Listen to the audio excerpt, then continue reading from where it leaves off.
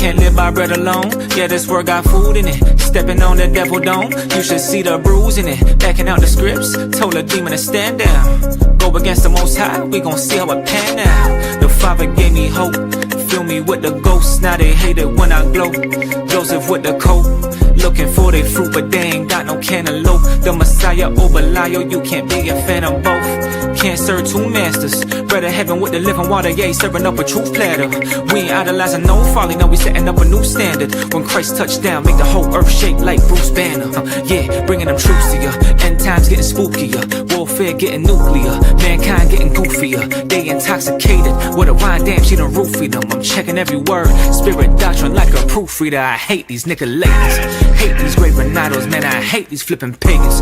Trying to play my father and I hate these imitations. Screaming out Hosanna, we escape that simulation. Better flee to me, vote these or else that lake is where you layin'. Great is he inside of me, casting out this net like I was by the Sea of Galilee. Harvest gon' be plenty, but the laborers are few. Matthew 17 and 20, there ain't nothing we can't do. I can't be no lukewarm, fringes with the blue on. Devil wanna deal, but I told him this ain't Groupon. Praise to the Almighty, you know we gon' sing a new song. Hail the King of King, the Ultra Low, no Jimmy Neutron. If you keep his laws and his commands, then we can fellowship. I don't get with Pharisees and I don't rock with Hellenists. I ain't praising man, cause only Father get my reverence. I'm swimming in the word, it got me feeling like a yellowfin.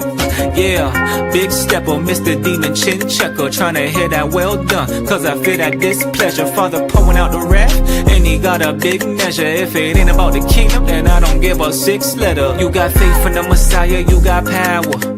I was clean up in that blood just like a shower. Isaiah 5, you were the vine that came on sour, but now we stand and giving glory in this hour. Yeah, we breaking them curses, fleeing the ways of the serpent. Follow his word and pray for discernment, cause they want us laying in hearses. We gotta rise up, raise and resurface, choose life and stay in your purpose. The price was paid like a merchant, through Christ who came as a servant. See, the kingdom is ready to bag, but yet somehow they chasing a Birkin. After this you ain't getting a chance, while you living you can't better search him. Gotta call on his name like his urchin, never knowing that day is emerging. So repent at the weight of perversions, judgment coming, that thing is for certain. Let's go.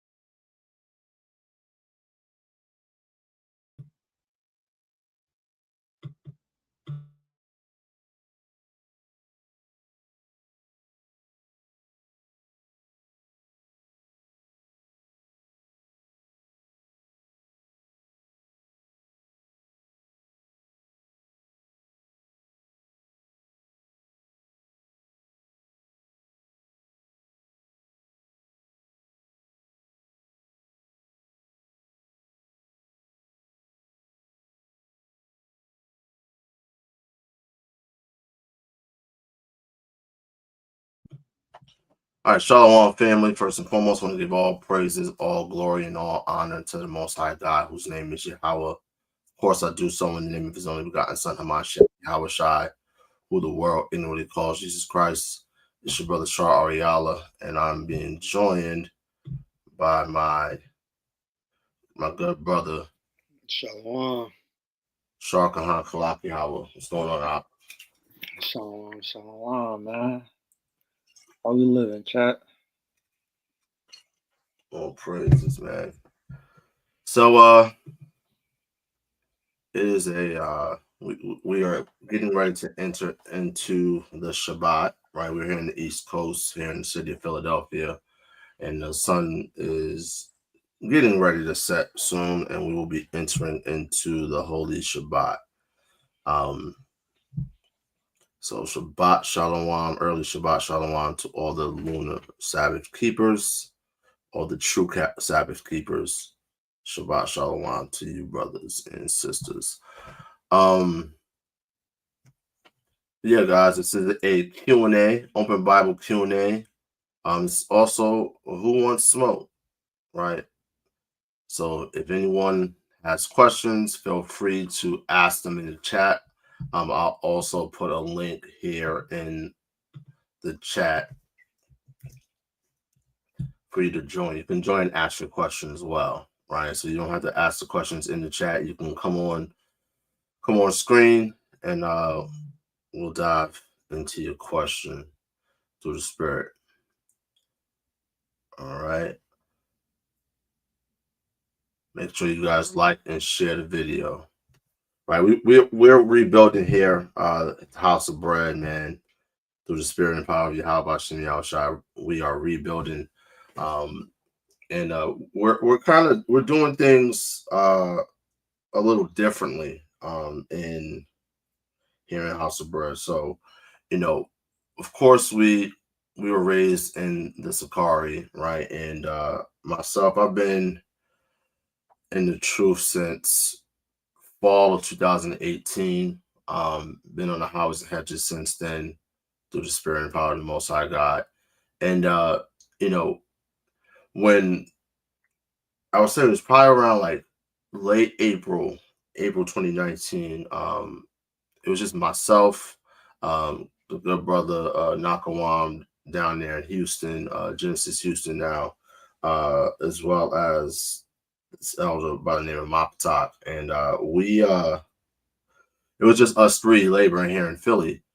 And the elder, he was at the time living in the boonies, like would have to travel hours to get to camp. So at first we were just holding camp on Saturdays. But when the brother Nakawam, he was spending some time in Dallas at the time, when he came back to Philly after my first Passover, we started hitting the streets twice a week, right? So we would hold camp on Thursdays, and then we would also hold camp on Saturdays. So we've been holding double camps here in Philadelphia since 2019. And but I got a lot of questions. Might sound like a scoffer. That's fine, King, right? Just definitely ask your questions. There's a link in the chat. You can come on screen and ask your questions as well. Sister Shelly Bertha Water, YAHAWAH, how about shanyam-ishar for your continuous support, sister? Truly appreciate you.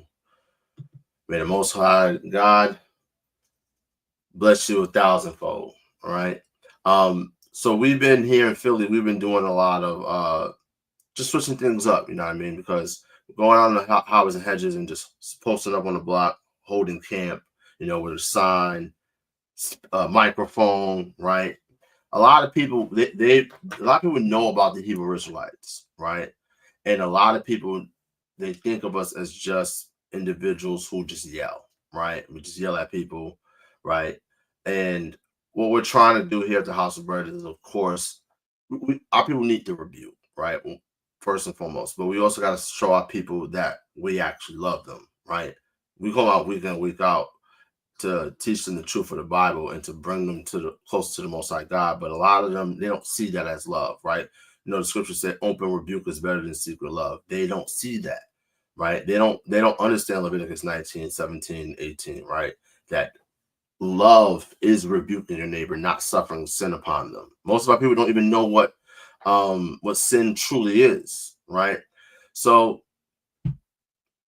you know, we've been doing a lot of going to different events throughout the city. So we hit the Girard Street Festival here in Philly a few weeks ago. We were just at the Roots picnic, and for the past few weeks, not few weeks, Slovakia, for a couple of years, we've been posted up outside of the Roots picnic, and we've been holding camp, right? And we tried something new this year, all right? We're just out there, you know what I mean? Full force, flyers, just talking to our people, striking a conversation. So we did that this past Saturday. It was a beautiful, beautiful time. And we got some heat coming very, very soon, man.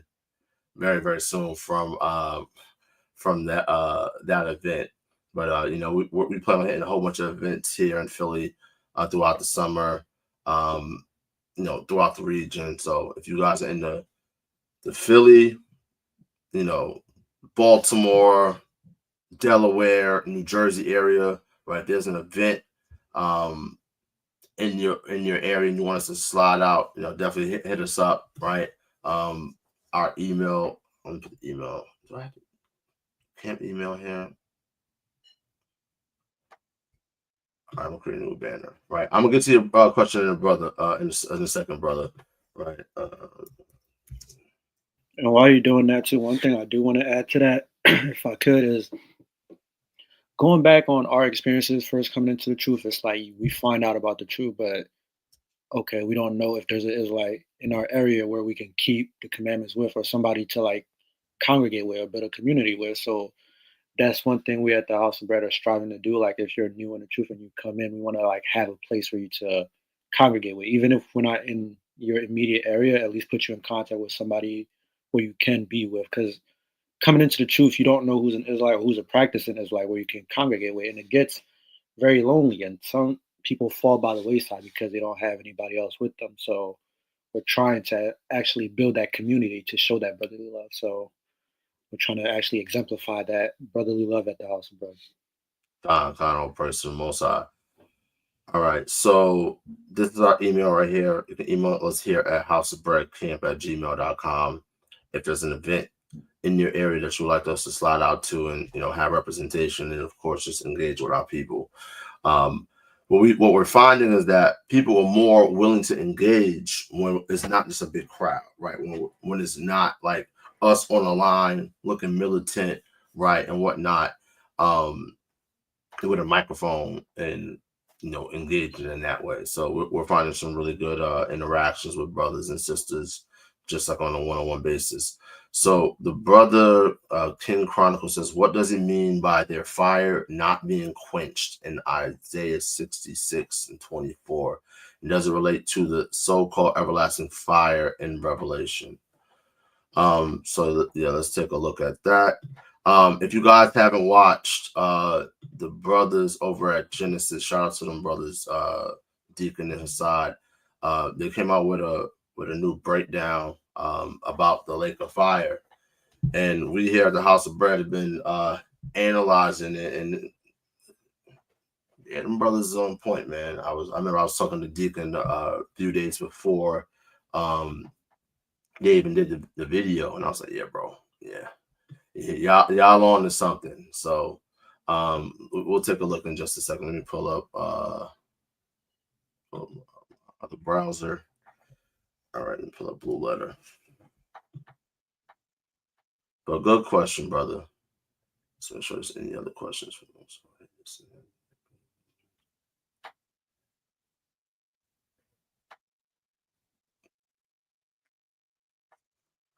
All right, so you said Isaiah 66:24. So let's take a look at Isaiah 66:24. Where's my sword? This is my original Bible, bro, from when I came into the truth. My other one's in the living room. This I left this joint out in the rain one time, bro. It got all jacked up. But it still got all my original highlights and whatnot. You know what I mean? This was my baby, yo. I love this Bible. Man, that's a blessing. I don't know where my original sword is. That one hurt. Someone I'm click gonna it. have to frame this bad boy. Got to. All right, so let's go to Isaiah chapter 66.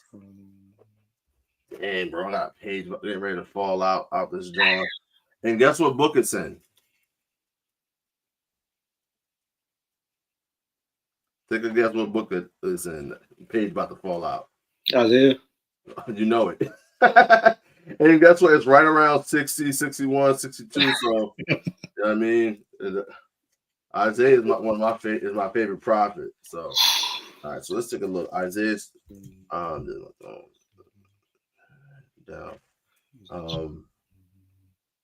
Let's start at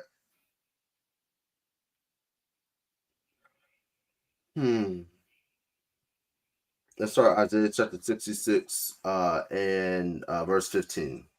God. Spoke Isaiah chapter 66 and verse 15.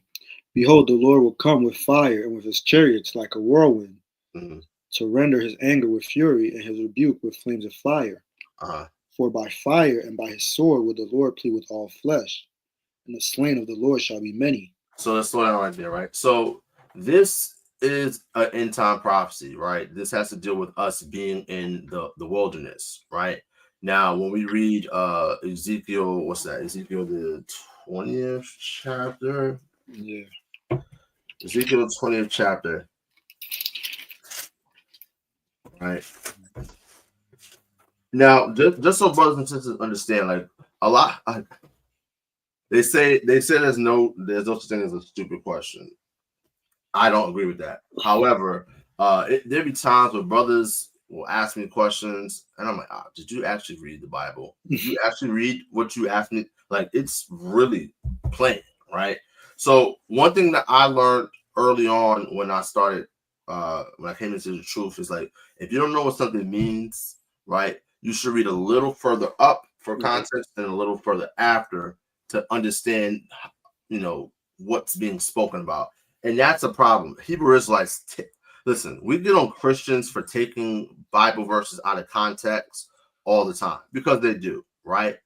But Hebrew Israelites, y'all do it all the time. Yeah. And there's a video going to be coming out soon from one of the interactions we had at the Roots picnic this past Saturday. And the brother that we were engaging with was just taking this nigga took every scripture the nigga brought out was taken out of context, right? Yeah. So when we go to Ezekiel to the 20th chapter and verse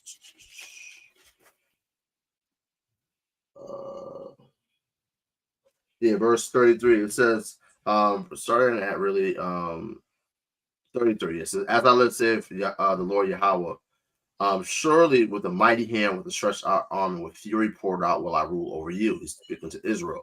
It says, I will bring you out from the people, and I will gather you out of the countries wherein ye are scattered, with a mighty hand, with a stretched out arm, and with fury poured out. And I will bring you into the wilderness of the people, and there will I plead with you face to face. So this is in the wilderness, right? It goes on to say, like as I pleaded with your fathers in the wilderness. So when we were come out of Egypt, right? We were wandering in the wilderness, and Most High God was pleading with us. Not like, oh, please, please, please keep my commandments. And that word for plead, if I'm not mistaken, actually, let me go ahead and present my screen, share screen.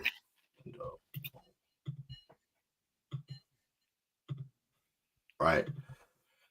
So Ezekiel 20 and what was that? 36.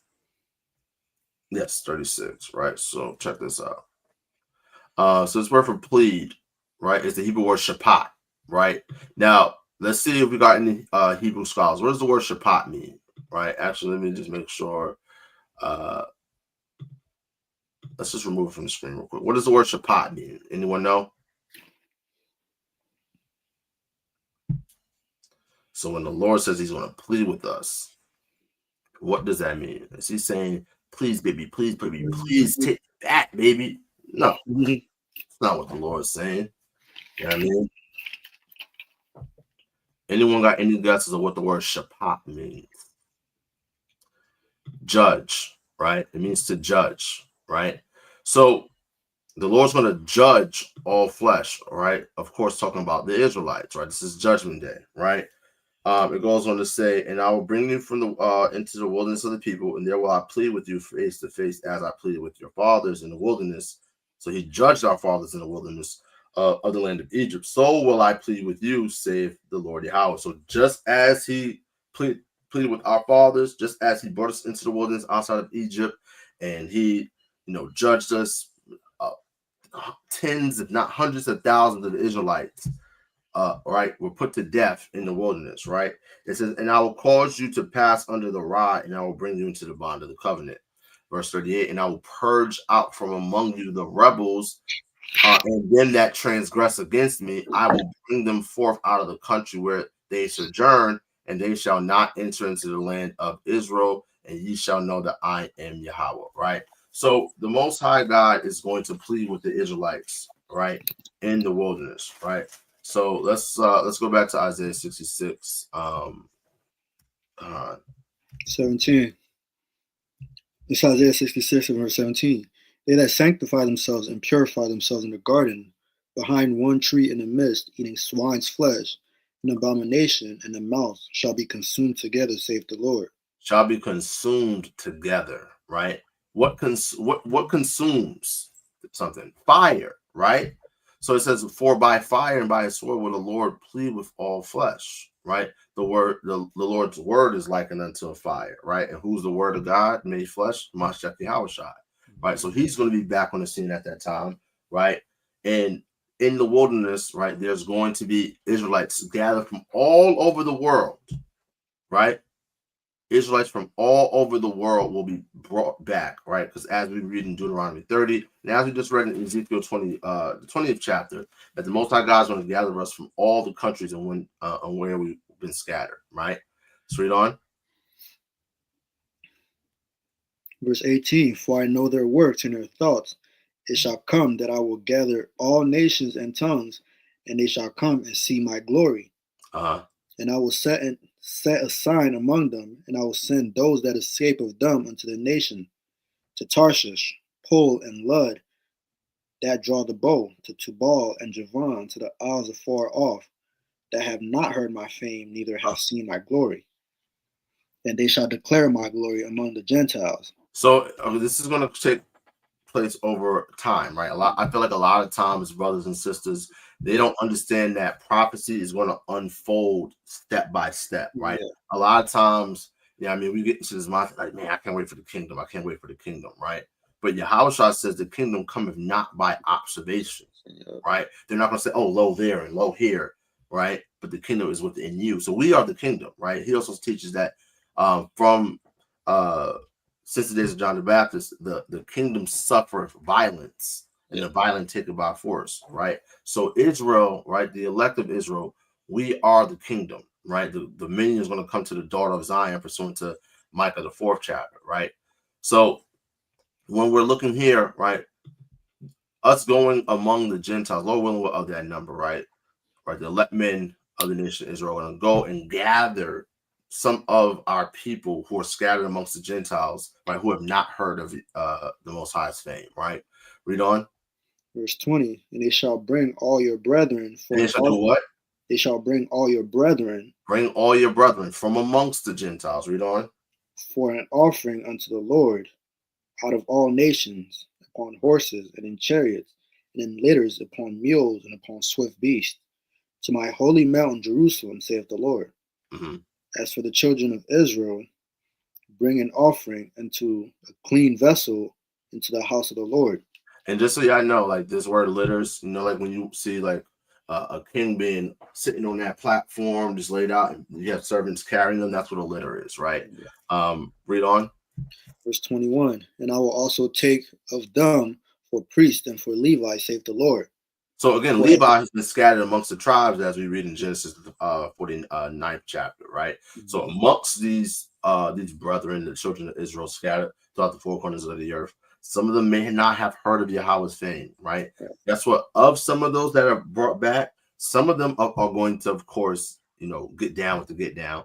Some of them are going to buck up, some of them are going to rebel. This is why it says right here in verse 18, for I know their works and their thoughts, right? he knows how our people are, right? But again, some of them are going to get down, some of them are not, right? Read on. Verse 22, for as the new heavens and a new earth will I make, which I will make, shall remain before me, saith the Lord. Uh-huh. So shall your seed and your name remain. So let's stop. Let's unpack this, right? So when we look at Matthew, the 5th chapter, right? Starting at verse 17, going on down to 20, right? Yahawashi says, until heaven and earth pass, not a single jot or tittle will no wise pass from the law, right? Guess what? Heaven and earth passing is not talking about the heavens being blown up and the earth being destroyed. That's not what that's talking about, right? New heavens and new earths means new people in rulership and new people being subjugated, right? The turning of things right side up, right? So this is what it means to be for the Most High God to make new heavens and new earth, right? It says, and then when we see it here, it says, so shall your seed and your name remain, right? Because we're going to remain at the top. We're going to be the heavens, right? And the heathen are going to be the earth, right? They're going to be beneath us, right? Pursuant to Daniel 2:44. In the days of these kings shall the God of heaven establish a kingdom that shall not be destroyed and shall not be left to other people. Daniel 7:13, the Most High God's the Ancient of Days is going to give Yahawashi, the Son of Man, dominion in the kingdom that shall not pass away. All nations, languages, and peoples are going to serve him, right? Verse 18, the saints are going to take the kingdom and possess the kingdom forever and ever and ever, right? So this all lines up with each other, right? Read on. Verse 23, and it shall come to pass that from one new moon to another, and from one Sabbath to another, shall all flesh come to worship before me, saith the Lord. And they shall go forth and look upon the carcasses of the men that have transgressed against me. For their worm shall not die, neither shall their fire be quenched, and it shall be an abhorring unto all flesh. So when you guys watch, like I implore brothers and sisters to watch the breakdown that the brothers Deacon and Hassad did probably just about a week ago about the lake of fire. The lake of fire will start at Basra, right? Children of Israel are also going to get be part of Yahawashi's baptism. Yahawashi's baptism is by fire as well, right? This is the rebels getting put to death, right? And then those who have, of course, taken the mark of the beast, right? Those who have transgressed here in Babylon, they're going to be resurrected. After Babylon's destroyed, they're going to be resurrected unto damnation, right? Which lines up with John, the 5th chapter, right? Yahawashi says that there are two resurrections, a resurrection unto life to those that have done good, right? So let's say, for instance, Lord, God forbid, right? God forbid I pass away, right? And Lord willing, right? I have walked this walk, right? Not just talk the talk, right? That I die in Yahawashi, right? Truly serving Yahawashi and truly serving the Most High God, of course, through Yahawashi, right? And let's say, God forbid I pass away, right? In that case, I would be resurrected unto life, right? Same thing for a brother like, shout out to the elder, Barakath the Allah from HOD, right? Real beautiful elder. That's who I learned Paleo Hebrew from, right? Lord willing, that brothers of that number, he'll be resurrected unto life. You know what I mean? Elder Bivens, right? He died in New Jersey at the hands of I think was the Nation of Islam, right? Lord willing, right? He will be resurrected unto life, right? So there's these two resurrections: resurrection to life to them that have done good, and a resurrection unto damnation to them that have done evil. Anyone here in Babylon, right, who's being evil, especially those who take the mark of the beast, niggas gonna die, right? You're gonna die here in Babylon, and then you're gonna be resurrected to be thrown right into the lake of fire. The lake of fire is not in America, right? The lake of fire will be from Megiddo up to, I believe, Valley of Jehoshaphat, right? It's gonna be a huge stretch, right? And this is going to serve as a memorial, right? As a reminder to all flesh that, hey, don't transgress against the Most High God, right? When we're put back in power, as we see in Isaiah the 2nd chapter, it says that all nations are going to flow into Jerusalem, right? And they're going to say, oh, come on and let us go to the house of the God of Jacob, for he will teach us of his ways. Who's the he? We're the he, right? Israel. We're going to teach the heathen how to keep the commandments, right? We're going to have to rebuke them because they're not going to enter into the bond of the new covenant, right? Where their hearts will be circumcised. Our hearts will be circumcised so that we are unable to sin. We're unable to transgress God's laws. That won't be the case for the heathen. Like the heathen are going to, make mistakes, right? Heathen going to get put to death, right? There's still going to be heathen committing adultery, doing all types of evil and wickedness, and they're going to have to be judged, right? It's going to be heathen stealing things and whatnot. They're going to have to be judged, right? According to the law, because the law shall go forth out of Zion. You got a precept or something? No, I'm just looking at the parable of the rich man and Lazarus, just to like bring the parallels of the lake of fire and rulership, because it's going to be right next to each other. So now with that in mind, the lake of fire makes a lot more sense, right? So I'm going to start at verse 22. This is the book of Luke chapter 16 and verse 22. And it came to pass that the beggar died and was carried by the angels into Abraham's bosom. The rich man also died and was buried. And in hell he lifted up his eyes, being in torment, seeing Abraham far off and Lazarus in his bosom. So that's why he's able to see that, because it's not like dimensions. It's not like, oh, hell is a dimension and heaven is a dimension, where no, they're like we teach, it's a place of being, like it's a mental state and it's a physical being. So when he's seeing that, he's like, you know what, damn, I'm burning up now and it's my turn to get judgment. But then we're at the heaven, we're in rulership now, we're seeing that. So seeing that and having that makes sense with the rich man and Lazarus. That breakdown fully comes into place. Like it makes sense with that understanding. Con. So let's see. Can you break down Shalawam, Brother Brown Hornet? So he says, can you break down Isaiah chapter 14, verse 12 through 14, right? So yeah, absolutely. So let's go to Isaiah chapter 12 and Isaiah chapter 14. We're gonna start from the top. But this all makes sense when you read it in context. Let's bring it out. It's the book of Isaiah chapter 14 and verse 1. For the Lord will have mercy on Jacob and will yet choose Israel and set them in their own land, and the strangers shall be joined with them, and they shall cleave unto the house of Jacob. And the people shall take them and bring them into their place, and the house of Israel shall possess them in the land of the Lord, for servants and for handmaids. Hold on real quick. Sister, I'm not sure if this is a sister or brother, 247 Israelite. Hello, I'm a babe in the truth. Can I sweep and mop my house on the Sabbath? I wouldn't, right? So we're prohibited from doing work, right? Like going to the plantation. Yeah. Right? Engage. That word for work in the Hebrew also means business. So if you own a business, right, you don't do that, right? You don't buy and sell because that's part of business. You don't kindle fires, right? You don't seethe or cook on the Sabbath, right? So buying and selling, working / business, cooking, kindling a fire, that's what's prohibited on the Sabbath.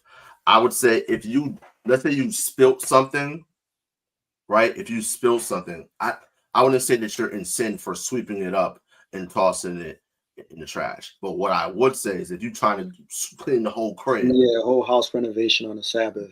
No. Don't be cleaning your bathroom, right? Don't be, what I mean, don't be doing the most, right? It's a day of rest. But good question. And that's another topic too, Salaki, before we move on. Like brothers and sisters all of a sudden suddenly have all these things that must get done on the Sabbath. There's 6 other days to get those things done. Like you don't have to do them all right away, but it could be gradual. It didn't just suddenly pop up the day of the Sabbath, right? And if it did, you can wait until the other day. Yeah. And that's why we have a preparation day, right? Yeah. So like today, now the sun's not completely down yet, but we're almost there, right? Mm-hmm. So today, right? Because today is Monday, June 2nd, right? You know what I mean? I started preparing early, right? So the sun went down yesterday, right? Sunday evening, right? That was the beginning of a new Hebrew day, right? Mm-hmm. And right, woke up, right? Was working, doing work stuff, and then I'm at the crib or whatever working, and I started cooking, right? So I literally started cooking around it had to be like about 11 o'clock in the morning, right? So I had dinner prepped for the most part had that knocked out, right? I mean, I made some curry chickpeas, made some cabbage, right? I made some rice and I made some plantain. So what I did was the rice, I washed the rice, got it ready to rock and roll, had it in the pot ready to roll, and I cooked the rice real quick before the sun went down, right? Also, I prepared breakfast for the next day, right? So prepared breakfast for the next day, have it all stored up, and of course we get the fire kindled before the sun goes down so that we can keep our food heated up, right? We also boil a pot of water so that we can use that already seeds boiled water to help heat up our food in the pan that's already been prepared, right? So we have to start preparing, right? You have people, and like there's been some conversations on Facebook, right? There are camps that teach that you can cook on the Sabbath when the scriptures say do not kindle a fire. You cannot cook without kindling a fire, right? And then the scriptures also tell us to the law, the Torah tells us to eat what we're going to see, bake what we're going to bake the day before the Shabbat, right? So we have to prepare, right? You know what I mean? Before we start, winding down as the sun's getting ready to set, all right, you know what I mean? We're cleaning up, we're straightening it up, making sure everything is good to go, right? And that the house is set and in order before the Shabbat comes in, right? So let's say tomorrow morning, right? We're just like I'm saying I'm pouring some juice and I spill some. Is it wrong for me to wipe that up, right? Spray a little Clorox spray and wipe it up? No, right? So don't be overdoing it. It's a day of rest, all right? But good question, brother. I don't know if it's a brother or sister, right? So let's get back to the brother's question. So what we see here in verses 1 through, you read 1 and 2 already? Yeah, right. So the Most High God is going to choose Israel, right? He's going to set us in our own land pursuant to a plethora of prophecies, right? The strangers are going to come with us, talking about the other nations. They're going to cleave unto the house of Jacob, and we're going to possess them in the land of the Lord. They're going to be our servants, our handmaids. They're going to be our captives, right? Because we were their captives. The Most High God says that he's going to reverse the curses, put the curses that were on us onto the heathen, right? Those that hate us, those that persecuted us, in Deuteronomy chapter 30 and verse 7, right? So read verse 3. Verse 3, and it shall come to pass in the day that the Lord shall give thee rest from thy sorrow, and from thy fear, and from the hard bondage wherein thou was made to serve, that thou shalt take up this proverb against the king of Babylon, and say, how have the oppressor ceased, and a golden city ceased? So let's stop right there, right? So now let's kind of make this cohesive, right? Let's gel these scriptures together. So it's in Micah chapter 4 and verse 8, right? It says, and thou, O tower of the flock, the stronghold of the daughter of Zion, unto thee shall it come, right? Even the first dominion, the kingdom shall come to the daughter of Jerusalem, right? So what we just read in Isaiah 14, this is kingdom connotation, right? Verse 9, now why dost thou cry out aloud? Is there no king in thee? So it says now, right now we're crying aloud, right? Because our king is sitting at the right hand of the Father. He's not here. Since thy counselor perished, yeah, Yahawashi died 2,000 years ago, a little over 2,000 years ago. It says, for pangs have taken thee as a woman in travail. We're going through these birth pains, right? When Yahawashi talked about, his return, right, in Matthew, the 24th chapter, Luke, the 21st chapter, he likened the end times, the signs of the end times as birth pains. We as a people are going through birth pains. We see our people getting deported, right, getting round up, deported. We see our people getting gunned down in the streets, right? We're going through all this hell, right?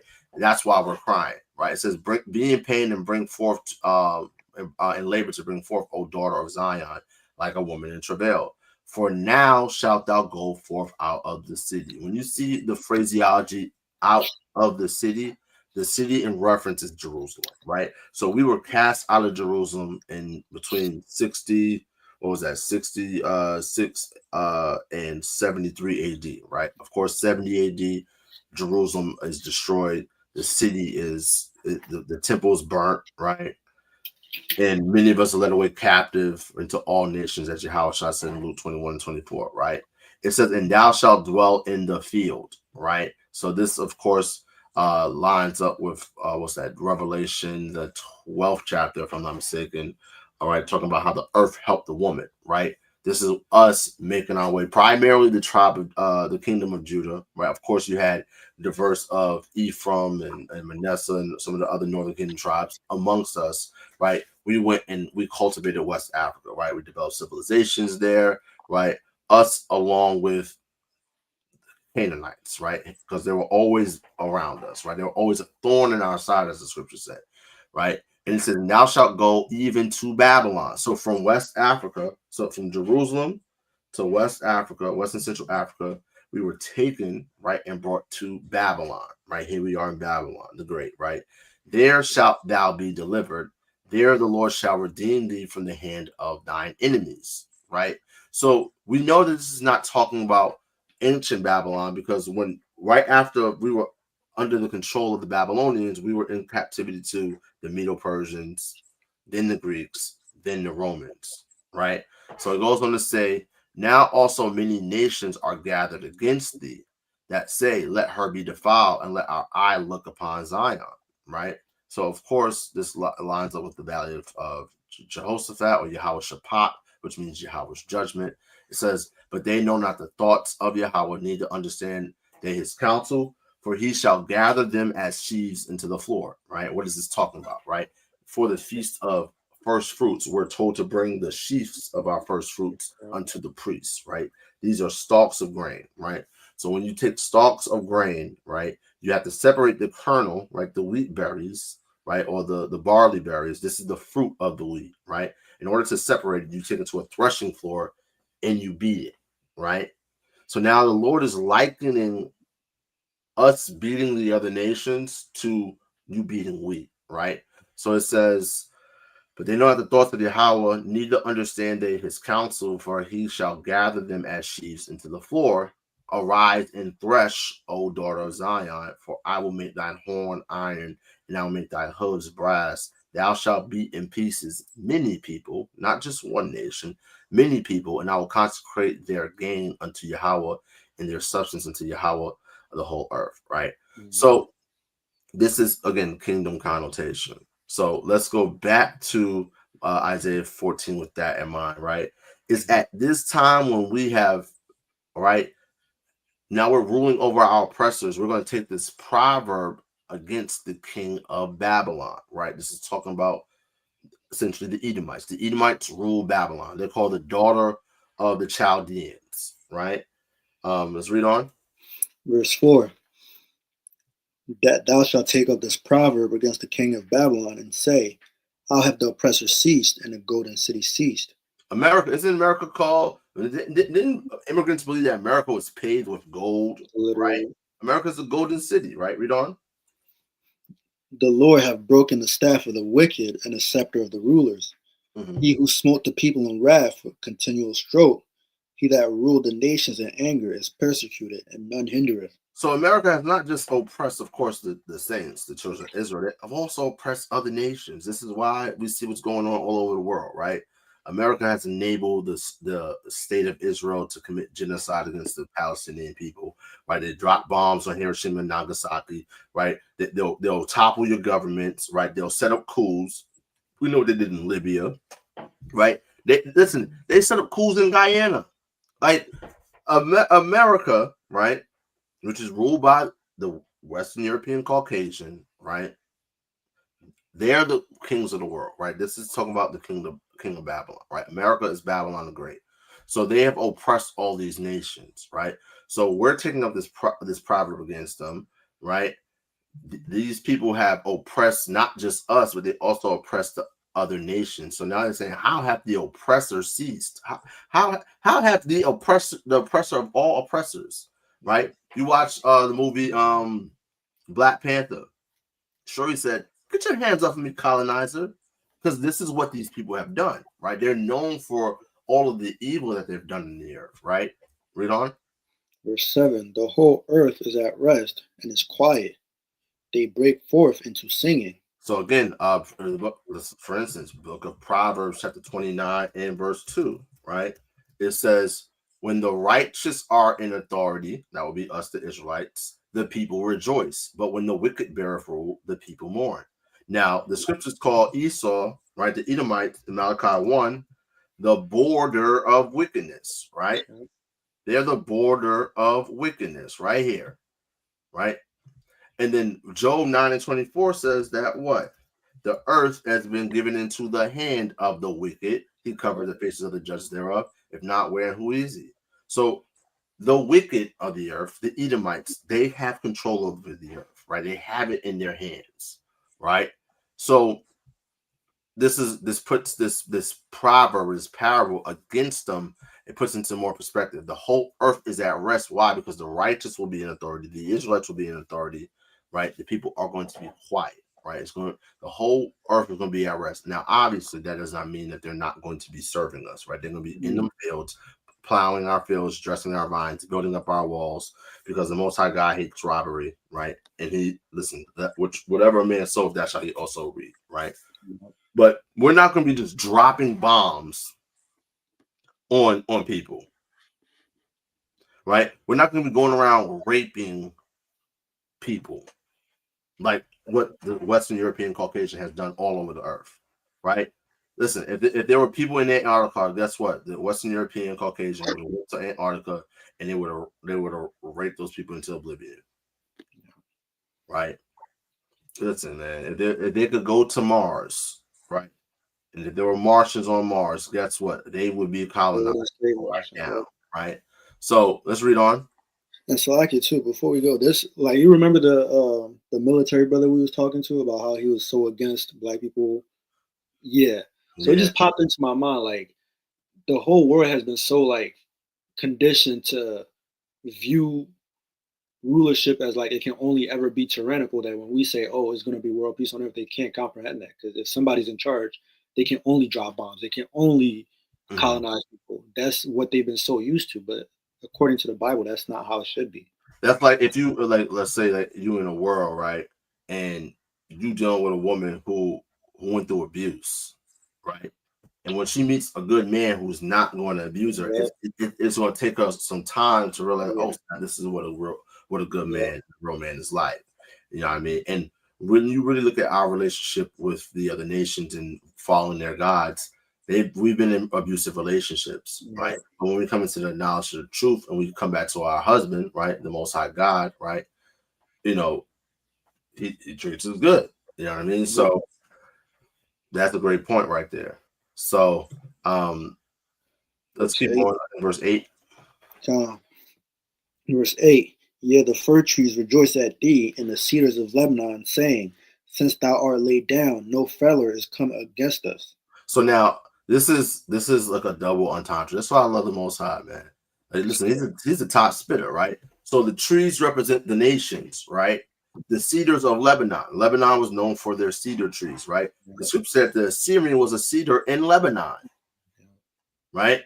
The fir trees and the chestnut trees, they envied his beauty, right? So this is talking about the nations. Now, a feller is someone who cuts down a tree. What has Esau been doing? Going around the world, deforesting places, right? Like depopulating peoples, right? Cutting peoples down, right? We have things called family trees. All the families of the earth, right? They're represented by trees. So since they've been taken out of power, no feller is come against us. Why? Because the earth is going to be at rest in peace, right? Read on. Verse 9. Hell from beneath is moved for thee to meet thee at thy coming. Why? Because they're that pale horse, right? Death and hell follows, right? And when it says hell, it's not talking about this Dante's Inferno BS, red man with horns and a pitchfork and a tail. No, this word for hell is the Hebrew word sheol or sha'awah, right? Sha'awah, right? And it means the grave, right? It means grave. Hades, no, right? This is a Greek concept. That's not what we're talking about. Right? So it's the word Sheol. Okay, read on. It stirreth up the dead for thee, even all the chief ones of the earth. Now hold on. It says it stirreth up the dead for you, right? Out of hell, out of the graves, not in a fiery inferno. Just a sidebar. Read on. Even all the chief ones of the earth it hath raised up from their thrones all the kings of the nations. All they that speak and say unto thee, art thou also become weak as we? Art thou become like unto us? Uh-huh. Thy pomp is brought down to the grave. So now the white man, right, who's had hegemony in the earth for the past God knows how long, almost 500 years, right? The nation is saying, are you to become weak like us? Mm-hmm. Right? How has the oppressor ceased? Right? Read on. Thy pomp is brought down to the grave, and the noise of thy vials. The worm is spread under thee, and the worms cover thee. Because you're on the earth, right? And new heavens and new earths, right? Now, I love this word pomp, right? So I was in a band in high school, and one of the first songs we learned, it's called Pomp and Circumstance. So when you actually go to a graduation, that dun, dun, dun, dun, dun, dun, dun, that song is called Pomp and Circumstance, right? It's a song you march to, right? So the pomp or the pride of America, we got the Orange Man talking about having a military parade. This nigga thinks he's Kim Jong-un, Kim Jong-il, whatever his name is, right? Rocket Man, right? He wants to have goddamn military parades, right? Because the pride of these people, the scriptures call Babylon, right? That little horn that comes out of that fourth beast, says that his look was more stout than his fellows, right? That word means proud, right? Who's more proud than the Western European or in origin, a white American, right? Who is more proud than a white American? They literally have a song called "I'm Proud to Be an American," or at least I know I'm free. Listen, these devils are not even free, right? These damn people in goddamn Ohio, right, or damn Iowa, right, who voted for Agent Orange, right, thinking that he was going to make things better. Listen, this tariff war, it's not to help the average American worker. It's to help him and his billionaire friends, right? But they don't realize that because they're stupid, right? Read on. Verse 14, how art thou fallen from heaven, O Lucifer, son of the morning? Verse 12. God. Verse 12, how art thou fallen from heaven, O Lucifer, son of the morning? How art thou cut down to the ground, which didst weaken the nations? Which didst weaken the nations. Again, this is a parable about the king of Babylon, which is the American white man, right? So the word Lucifer, right, here in the Hebrew is the word Hayalal, right? So Hayalal goes back to the word halal, which means to praise, right? Who's praised in the earth? The white man. Why? Because white supremacy rules and reigns in the earth, right? So Hayalal is it means shining one, right? Light bearer, right? It's of the king of Babylon. Now they're saying it's of the spiritual demon Satan. Now you can say that in a sense, right? Because the so-called white man is the vessel in which the spiritual demon Satan uses here on the earth, right? But this idea that Satan was cast down out of heaven, right? That's not what's being portrayed here in this verse, right? It's not what's going on in this particular verse, right? So the brother asked for verses 12 to 14, right? Read on. For thou hast said in thine heart, I will ascend unto heaven, and will exalt my throne above the stars of God. I will also sit upon the mount of the congregation in the sides of the north. Verse 14, I will ascend above the heights of the cloud, and I will be like the Most High. So let's go to 2 Thessalonians chapter 2. That's exactly what I was thinking too. Right.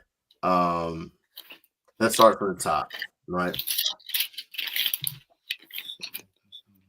Because what the white man is doing right now with AI, right, with robotics and all, like they are literally trying to be the Most High. They're cloning things, right? They're like right now. There's a story where there's a sister in Georgia, right, who is brain dead, right, and they're keeping her alive because the baby heart is still beating. We don't know what's going to happen to that baby, right? And guess who's going to have to pay for it? Her family, because the black woman has been used as a guinea pig, right? Black people in general have been used as guinea pigs here in this American medical system for centuries. Yep. Right? Listen, they don't put, they gave the Tuskegee Airmen syphilis. They did all types of stuff. Right? Henrietta Lacks, I believe is her name. Right? They took her cells, right, and advanced cancer research, right? Didn't give her family a single dime, right? It's the same shit going on, right? So this is what the so-called white man's doing, right? They're trying to create life, right? They're trying to become immortal. That's what they're really trying to do, right? But let's start from the top. There's the book of 2 Thessalonians, chapter 2 and verse 1.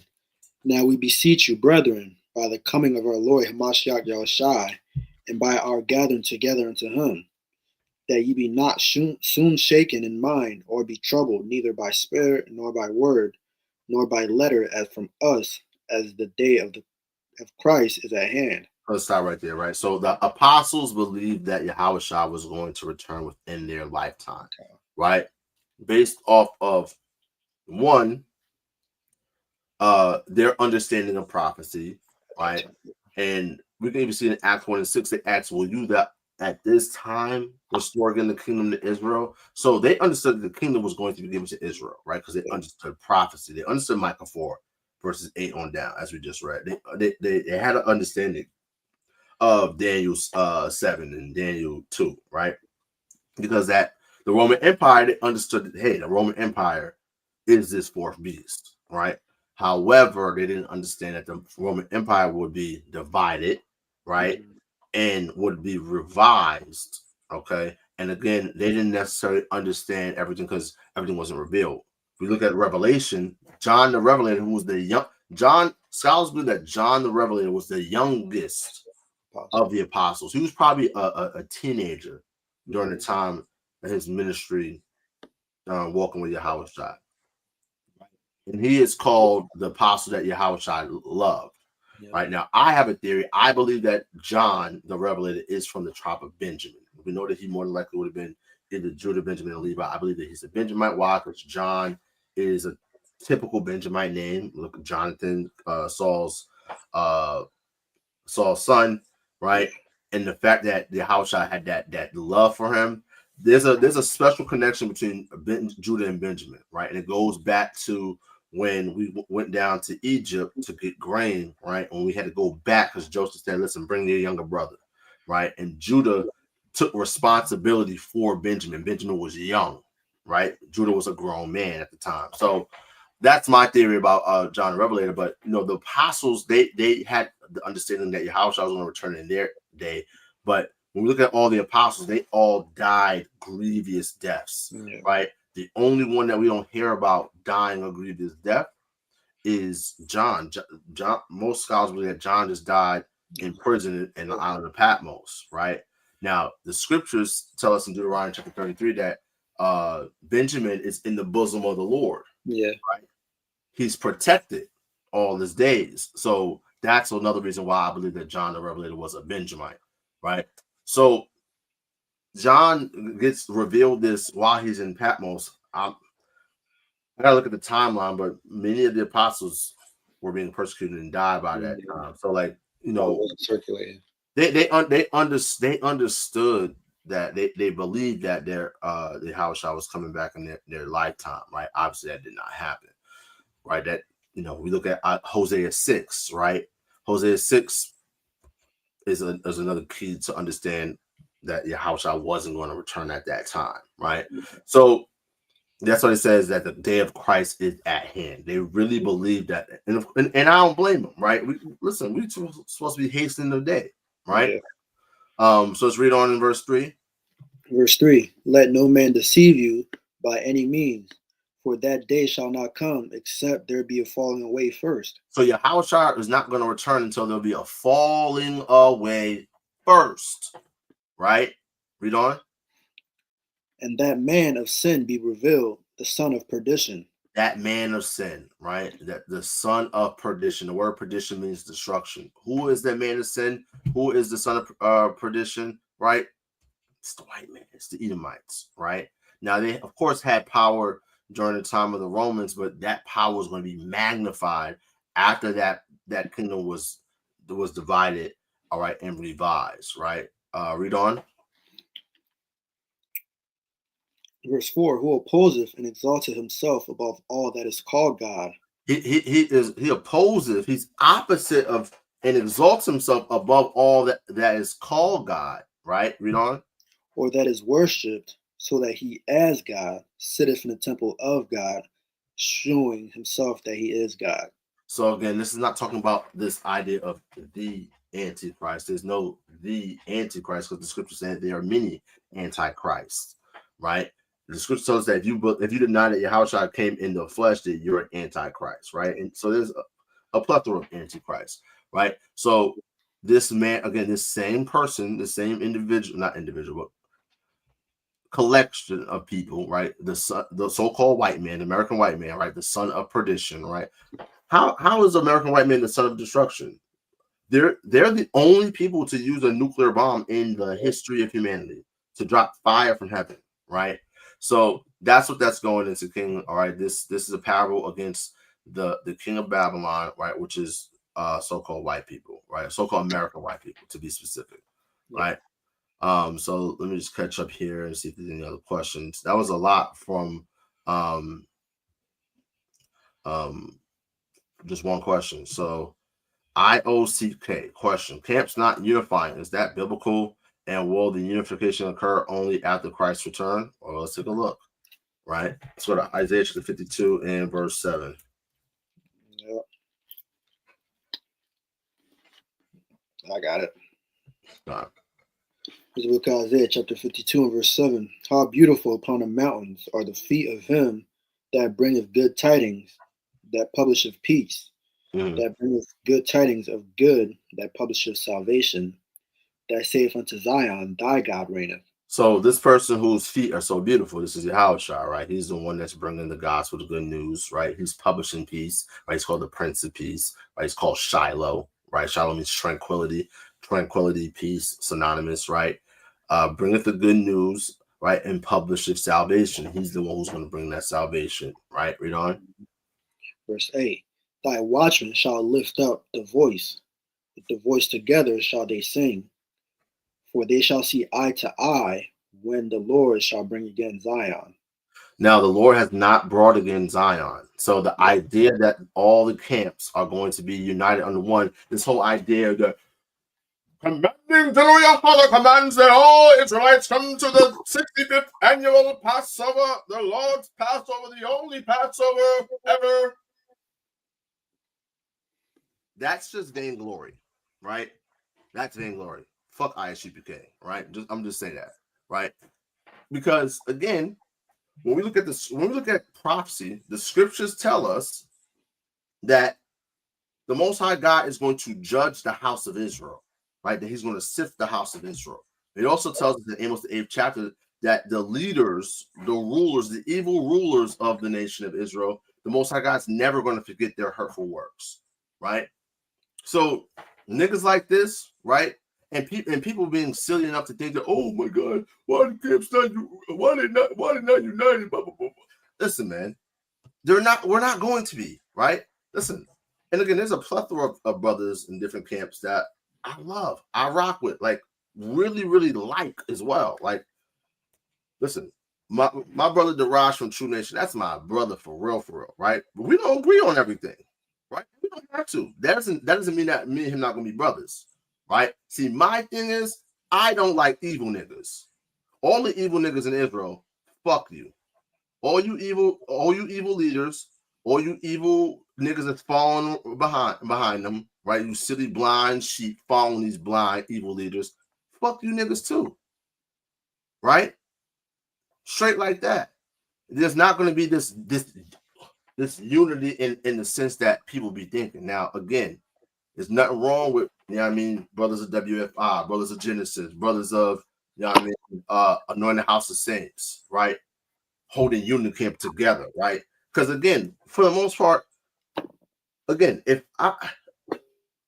we obviously here at House of Bread, we keep the lunar Shabbat, right? Other brothers keep it fixed Friday to Saturday Shabbat, right? I'm not gonna just not like you because of that. That's stupid, right? Just because you don't see the scriptures the way that I see it, that doesn't mean I don't like you. But if you're evil and you're literally teaching things that are completely contrary to the Torah, right? If you're just doing all types of evilness in the community, as niggas have been doing for a long ass time, right? Fuck you. Fuck all you evil niggas. Straight like that. So yes, this is biblical, right? That the watchmen are not going to see eye to eye until the Lord restore again Zion. Zion has not been restored. Okay. But good I question. feel like in that sense, brothers are, when they say stuff like this, they're severely missing a couple of steps towards that unity.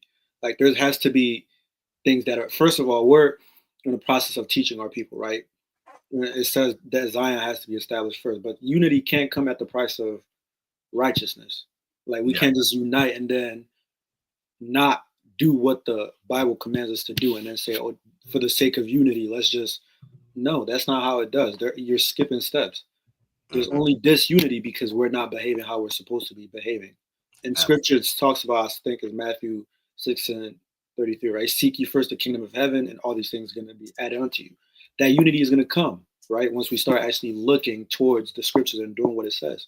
So don't rush the steps and don't look at it like, oh, because I don't see unity now, then there's never going to be unity. That's not what it is. You're severely skipping the steps that's going to lead us to unity.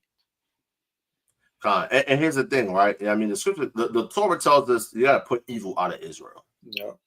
So, like, if niggas are evil, listen, get these niggas the fuck up on out of here, right? Get these niggas up on out of here, right?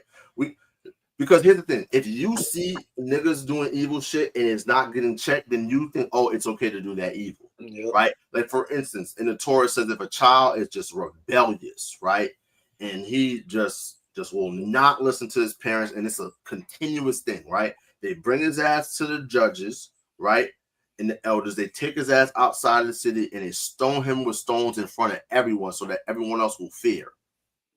Like, because we're under the white man's jurisdiction, we can't be putting niggas to death. Guess what? I wish I could put some of these evil niggas to death. I'm gonna keep it a buck, right? Because the law of God is within my heart. Yeah. Right. Unlike a lot of the niggas who are evil, the law of God is not in their heart. They don't care about the law of God. This is why we need the Most High God, right, to purge out the rebels, get these evil niggas out the way, right, and put us under the bond of the covenant. Lord willing, we're of that number. Right. Once we under that bond of the covenant, he's going to circumcise our hearts, right, and program his law into our hearts, into our inward parts, where we will not break his commandments. Right. That's the day that I want. But seems like a lot of these niggas in Israel, y'all just want to stay here in captivity. I'm sick of this place. Yeah. Right. So yeah. Let's see. Brother asked why no microwaves on the Sabbath. Okay, cool. So how do microwaves work?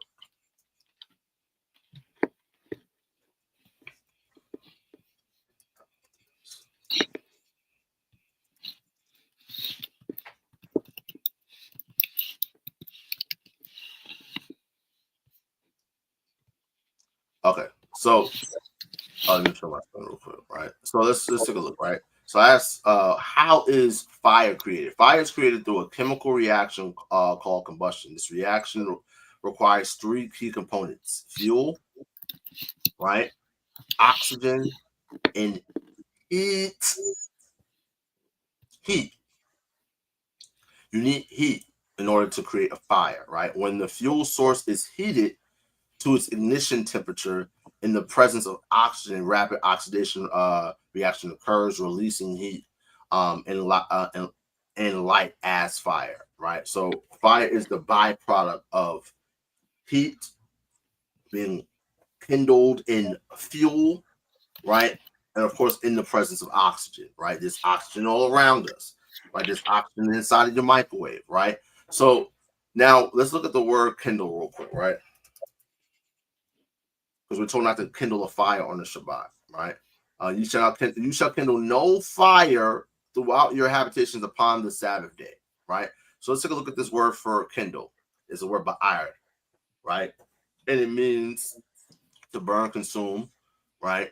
It says from H1198 to kindle, i.e., consumed by fire, right? To be to bring, right? Burn, cause to, what's this word right here? Heat, right? So now your microwave, what does it do? It's beginning to heat. So if you begin to heat something, if you begin to burn something, right? That's what's going on, right? So let's look at the microwave. It says microwaves work by using electromagnetic radiation, specifically microwaves, to heat food. This is not ionizing radiation, is absorbed by water, fat, and sugar molecules in food, causing them to vibrate and create heat. You're causing them to create heat when you're using a microwave, which then cooks the food.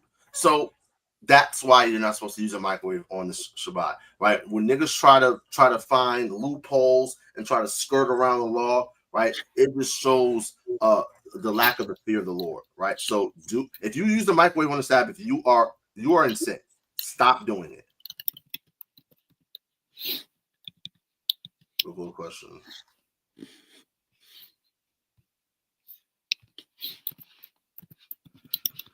This person's named Jesus Christ. As King James Bible states, Christ's head and his hairs as was white like wool, as white as snow. How do you get Christ as a black man? Okay, cool. So would you like a link? We can put a link in the chat first for you, brother. I'm not sure if you're a brother. Mr. So-called Jesus Christ. Click the link. All right. So let's check this out, right? So the scriptures say that Yahawashi is the express image of the Father. Yahawashi said that if you've seen me, you've seen the Father, right? Because he's the express image, right?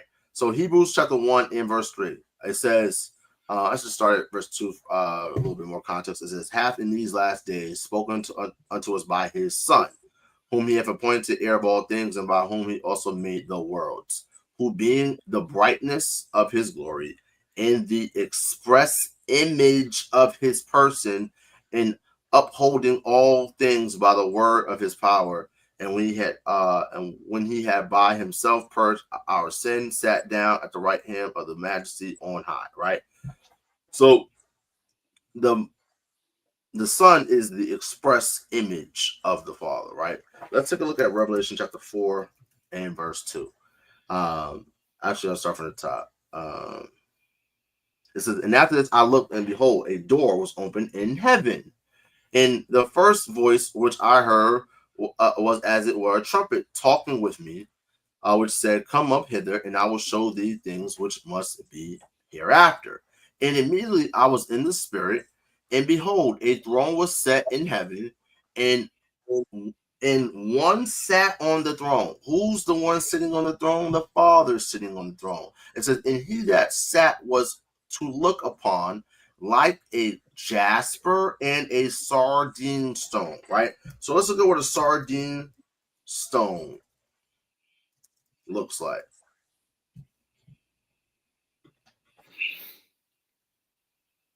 Right? This is a jasper, and this is a sardine stone, sardius. It's a dark brown. So the Father looks like a sardine or a jasper stone. The scriptures also say that his hairs are of the pure wool.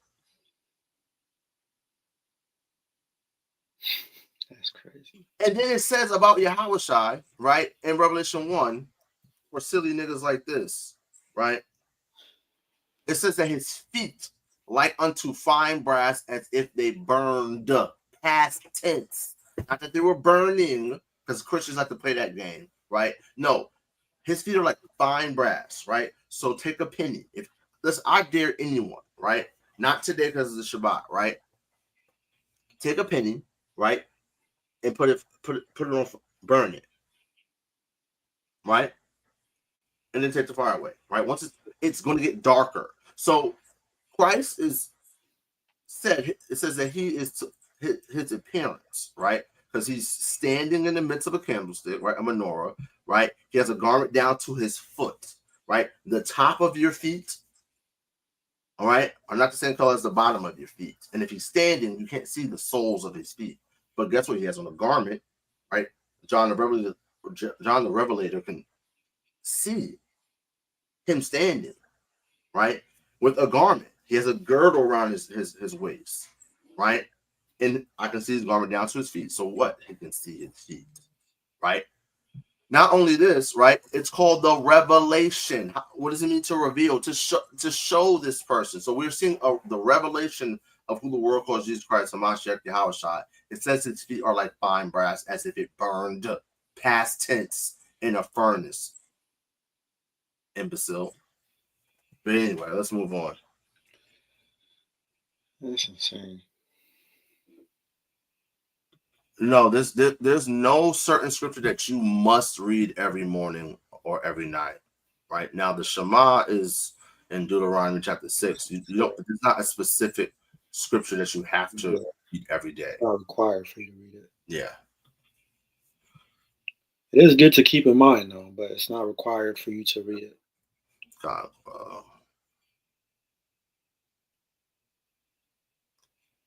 let's see.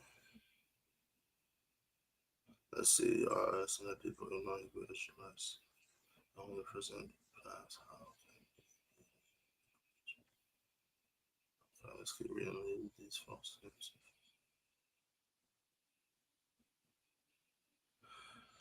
Hey, GSD got so-called Gali. Would you like to come on to to the stream? Like, I would love to have a conversation with you. Listen, I will say there are some evil camps out there, right? Yeah. There are some evil camps, and there's some camps that move like cults. But guess what? Every single Christian church is evil. There's not a righteous so-called Christian on the planet Earth. So go kick rocks with chancletas on, my guy. All right.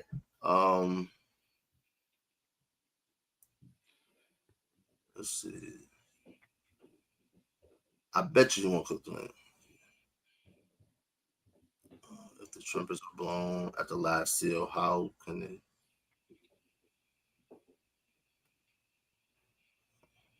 I'm not understanding your question, Ephraim, Israel. Let's keep going.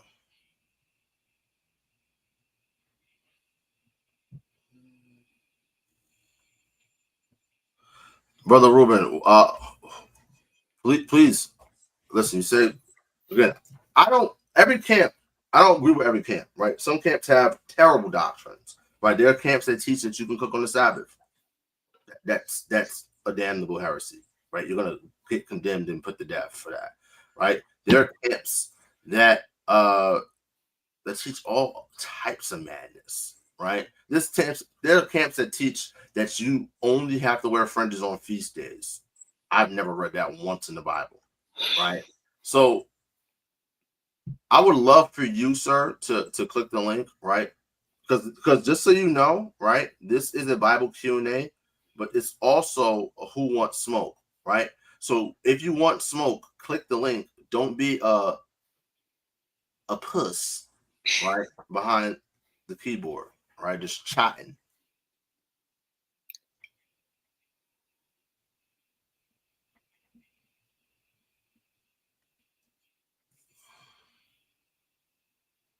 Now, somebody in the comments says niggas say using an air fryer is fine. If using a microwave was...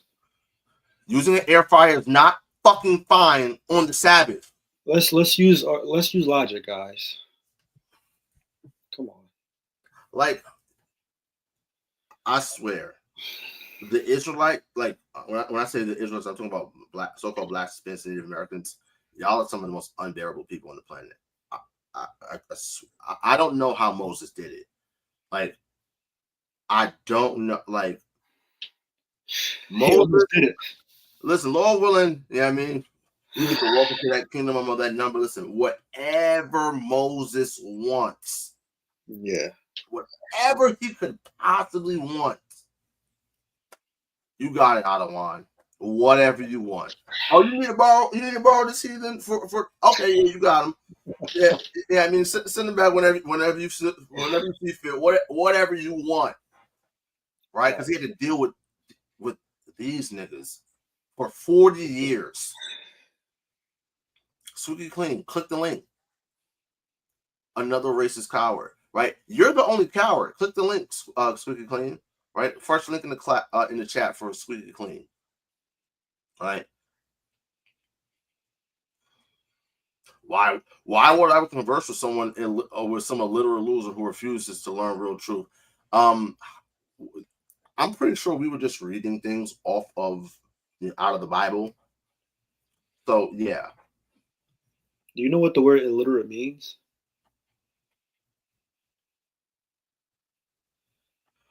People just saying It stuff. says ban me. No one respects y'all anyway. Okay, cool. So let's go to the Bible. Right? Let's go to the words of Christ, who you believe is the Most High God. Matthew chapter 5 and verse 11. It says, "Blessed are ye when men shall revile you and persecute you, and say all manners of evil against you falsely for my sake. Rejoice and be exceedingly glad, for great is your reward in heaven. For so persecuted they the prophets which were before you." Thank you. See, here's the thing. I don't need the world to respect me. Right? I don't need, because here's the thing. The masses are not going to get it. Right? The gospel is for the remnants. Right? Yahawashi says that straight is the gate and narrow is the way, and few there be that find it. But broad is the way that leads to destruction, and many there be that find it. Right? So, Squeaky Clean, you're on the path of that wide gate. Right? You're on the highway to hell. So I don't care what you think. Right? Click the link and stop being a coward. Right? And let's have a conversation. Yeah, here's a question in the chat that I could answer. Is there a HOB in LA? There could be if you want to start it. Actually, let me get the link real quick. So let me go to Drive. Right. So yeah, we're going to be releasing our coursework very, very soon here. We should be wrapping it up soon. All right. So copy this link. Give me a second. Boom. Boom. So if you go to our page, our Instagram, right? If you go to our Instagram, there are several links in our bio, right? So this right here,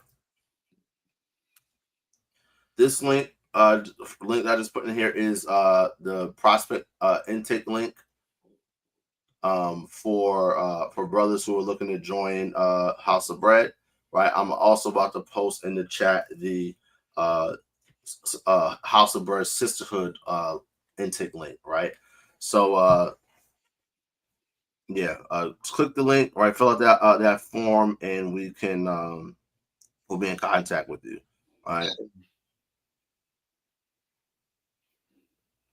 Let's go on. Let's see any more.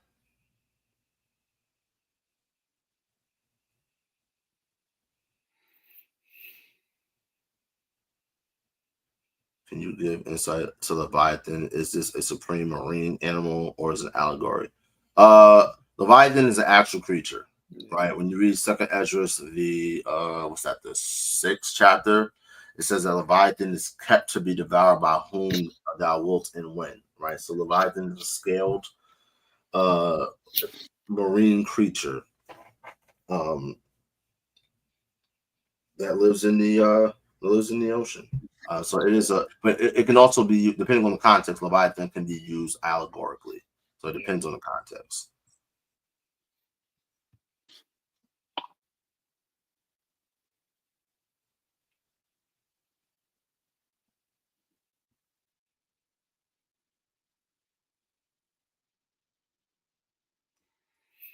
Let's see. We don't believe in the hell that so-called Christians believe in, right? The word hell, right, in the scriptures in the Hebrew is the word Sheol, and it's talking about the grave, right? Now, the inner fire, right? Yahawashi is using that as an example to demonstrate to the Jews who he spoke to the Israelites, of a judgment that's going to happen on the earth, where the lake of fire is going to appear, right, on the earth. And evil people are going to be cast into said lake of fire, right? That's not a subterranean place of the dead that we are tormented forever and ever. All right, so now, let's see. Listen. All right, so I'm gonna put another link, right? It's a link that says StreamYard.com and then some numbers. Any Christian, any Hebrew Israelite who wants, or any Muslim that wants smoke, click the link and we can talk about whatever you want to talk about.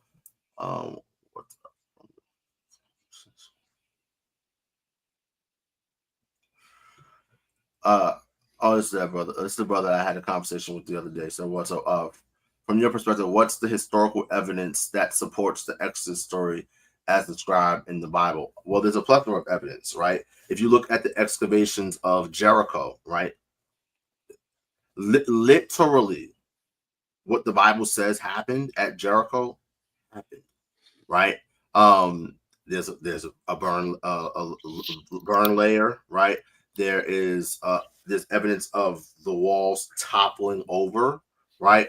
All in the archaeological excavations at Jericho, right?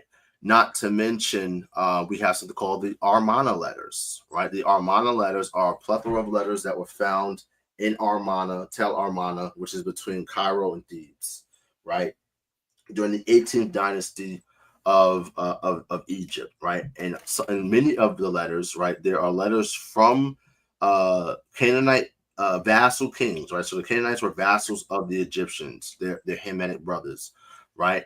And they're asking for archers and they're asking for all types of military help because of these bandits who are coming around tearing shit up. That was the Israelites, right? So there's a lot of evidence to support the Exodus. Let's see.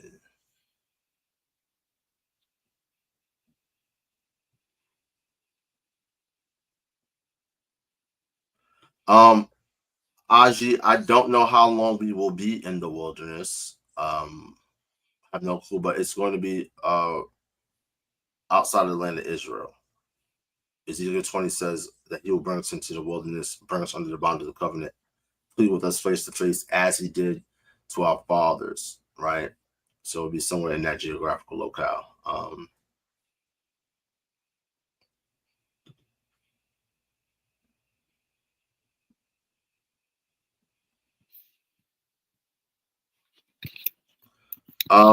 046 LKP Trail. Go F yourself. Let's get you up on out of here. Right. Listen, I ain't got time for you or for all you scoffing bitch ass niggas, right? Listen, no one has clicked the link, bro. Not a single one.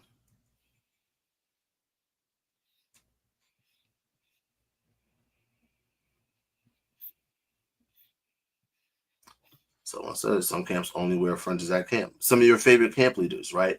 Listen, there's a video going to be coming out soon from an encounter we had at the Roots picnic, and this person was a top tier, just D-licker. he was a top tier D-licker, right? Top tier fan, just like a fan ass nigga, right? And he was a fan of the niggas that a lot of y'all are fans of, and the niggas that he's a fan of, them niggas, that nigga only wears fringes to camp, all right?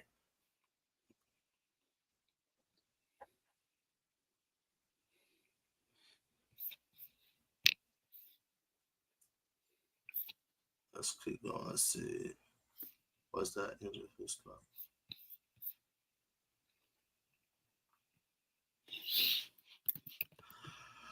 Our understanding is that the sons of God that saw the daughters of men, that those were the sons of Adam, right? That slept with other men that were on the daughters of other men that were on the earth, right? So just so everyone understands, Adam and Eve were not the first two human beings on the earth, right? They were not. There were other human beings on the earth at that time.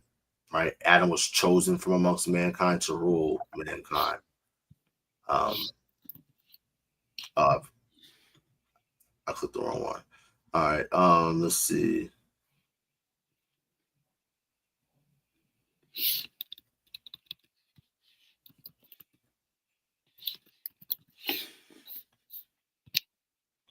Yes, PREL, Prel. This is the Q&A.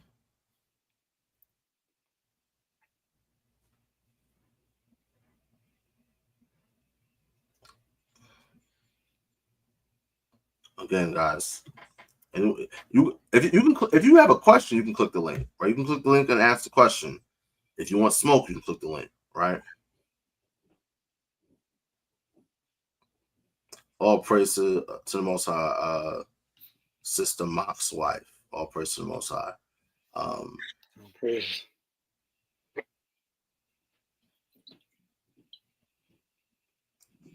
Is the T-Rex real? I don't believe so. Right? Most so-called fossils are not.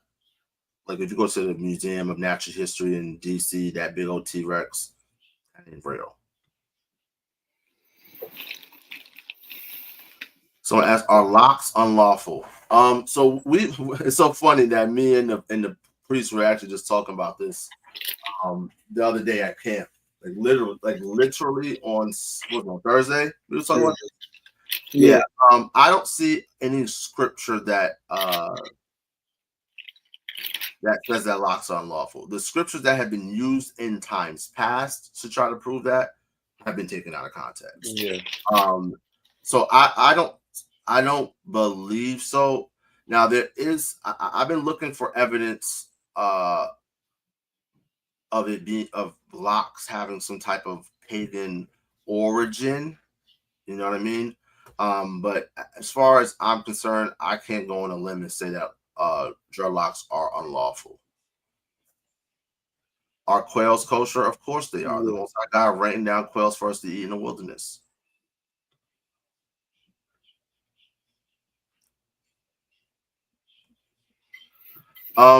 King Chronicles. No. Guys, I'm gonna tell you guys something, right? And I know people have taught this in this community.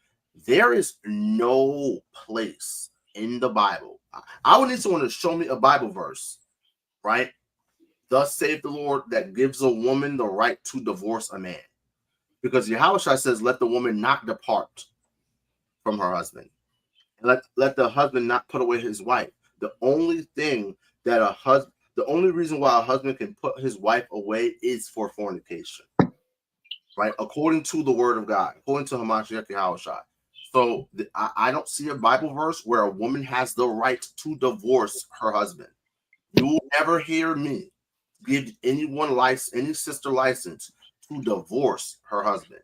Now, sisters, if you're getting your ass beat, right? Because again, we did a lesson a couple of weeks, about a week or so ago, about domestic violence in the Hebrew Israelite community. It happens, and for far too long, so-called elders and leaders in this community have done nothing about it.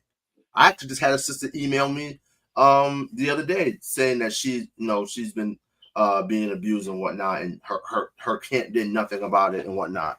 Like, listen, sisters, if these bitch ass niggas are putting their hands on you, beating you upside the head, doing all types of evil shit like that, leave. Now that's not me telling you to go and get another man.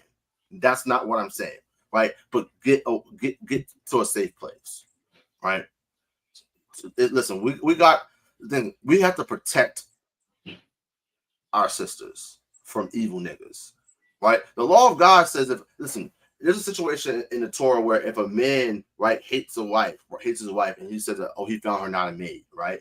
Then her parents have to present the tokens of her virginity, right? And let it be known. And guess what has to happen? That nigga has to get his ass beat. Yep. So we beating niggas' asses for calling daughters of Zion whores, essentially, right? You mean to tell me that you evil fucking elders in this community, that you niggas ain't doing shit about sisters getting their ass beat? You know how many stories I done heard? I just talked to a sister about a week or two ago about how the elders of of her congregation did nothing, and she was getting her ass beat. You niggas are sick. You niggas are sick, and this is why people say, "Oh, the Hebrew Israelite community is a cult." A lot of you niggas are moving cults. You're in a cult. There's a lot of Hebrew Israelite camps that are cults. One of them, these niggas literally have shirts that say "cult leaders." Right? I've had sisters from them talking about how they got their asses beat and niggas ain't do nothing about it. You niggas are sick and niggas are evil. And the Most High God's gonna kill you, evil niggas, for the shit that you've been doing and shit that you've been letting slide. So, like, just to add on to that, right? That Jeremiah 23 that we like to say and use, "Woe to the pastors that destroy and scatter the sheep," we like to apply it to a Christian church. That could be applied to niggas in the truth as well. Like the shit that y'all do, like turning away, offending the little ones, and thinking like there's not gonna be any judgment coming behind it. Like Ecclesiastes 8:11 says, man, because sentence against evil works not executed speedily.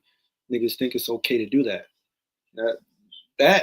That makes a sister or a brother leave the truth and then look back and be like, yeah, they were cult. And now you're in the truth, man. Or why are we being called a cult? Look how you're behaving. Like what other way can you describe it as cultish? You're beating your wives, or you're oppressing your brothers, you're sweeping it under the rug. Like that's cultish behavior. We gotta do better, man. For sure. So Nicholas Jacob, I haven't found like actual archaeological evidence of that. I've seen it on like websites that are not very reputable about chariot wheels being found on the bottom of the seafloor. I haven't found like the actual archaeological evidence. Yeah. So I wouldn't throw that around. So anyone who's inquiring about HOB, again, we are going to be opening up the congregation very, very soon, right? For brothers, listen, if you are the only brother in your area, right, and you want to join House of Bread, like by all means, right, it's going to start with you, right? So I'll just give you a little insight of what we want to do, right? So the priest was saying just the other day how he wants to do some traveling. Right now, as we're talking about, opening it up for brothers to prospect and become members, right? As brothers rank up, let's say, for instance, there's brothers who are in areas where there's only just a couple of them, right? If we can get to those locations, we travel down there, for like a weekend whole camp, help brothers bring it out on the streets, we're going to definitely do that. So if you are the only person in your area and want to join the House of Bread, I just put a new link in the chat, right? It's the House of Bread prospect intake form, right? So just fill that form out and we will be in touch with you. Okay. Would Abraham, Isaac, and Jacob be considered Chaldeans? No. So let's look at the word Chaldean, right? Right. So when we look at the word Chaldean, right? It's the word Kashadium. Kashadium, right? So let's take a look, right? Kashadia, right? Let's go to this one. Kashadiama. Let's go to this one. Kashadia, right? This is the Aramaic one. Let's go to this one, right?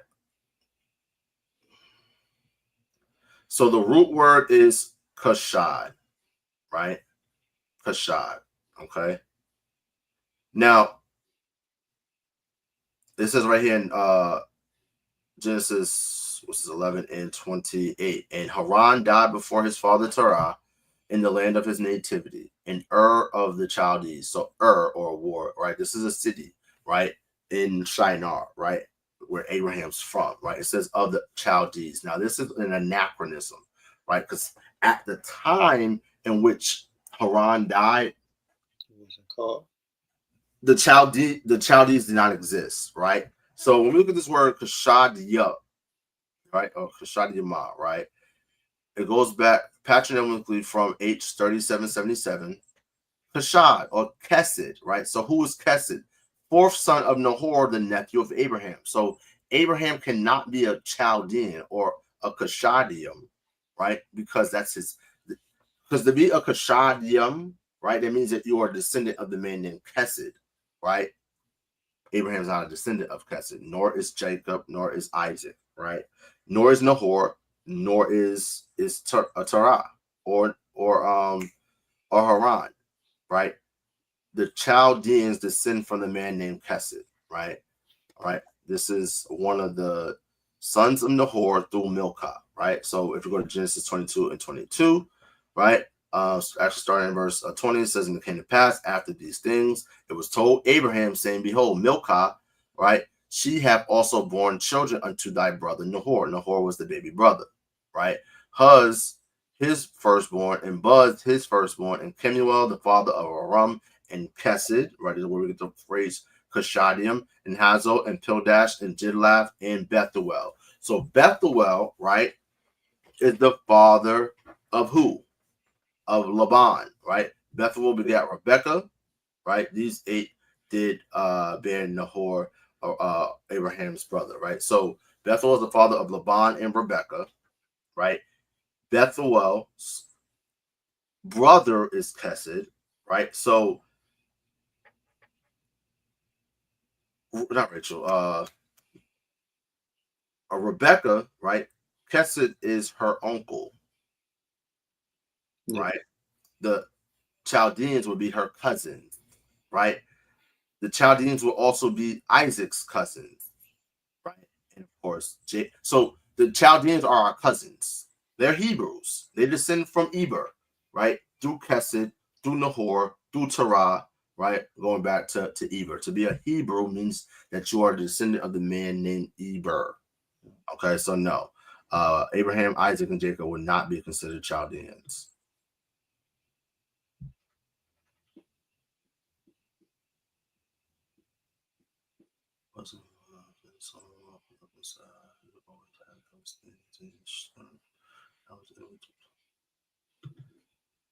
All praise to the Most High, right?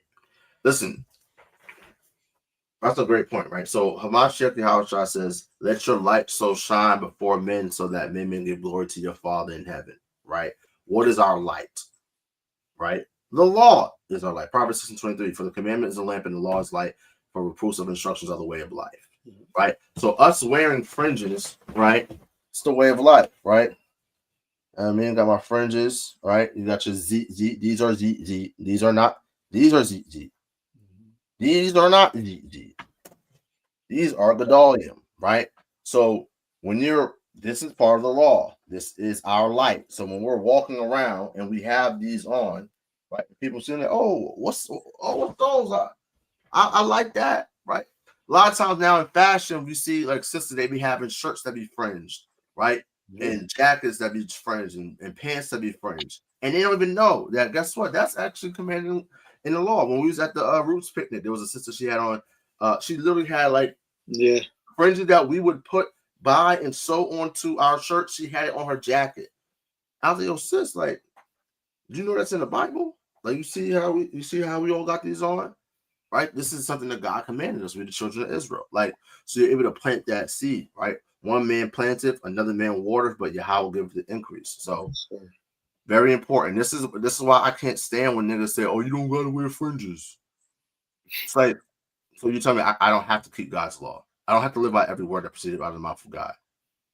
Niggas like yours was keeping us in captivity, right? So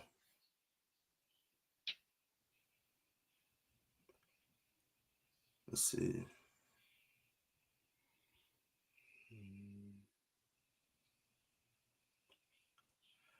Yeah, there's a lot of smoke on TikTok. I don't know how to use TikTok. Right? I don't know how to use it, bro. I don't. Listen, I save videos on IG and on TikTok for me to do responses to. Because Christians just be saying the dumbest things imaginable, right? Especially on TikTok.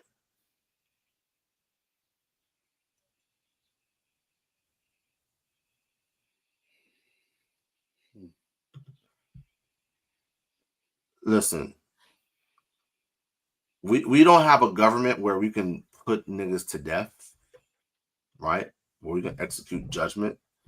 So again, you're not going to hear from me, right? I'm not going to give anyone a license to sin. I do not see a single Bible verse, right? I don't see a law where a woman has a right to leave her husband, right?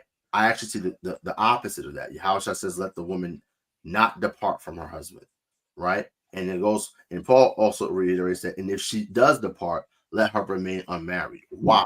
Because the scripture tells us to not add sin unto sin. You're already sinning for leaving, right? So if you leave and then go get with another nigga, now you're committing a sin unto death if you go and lay with another man.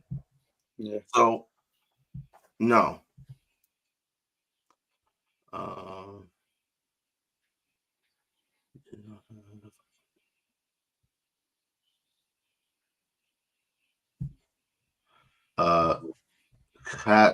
Patty, let's put you in timeout. Right, shooters. If you see niggas saying stupid stuff, like, clip these guys.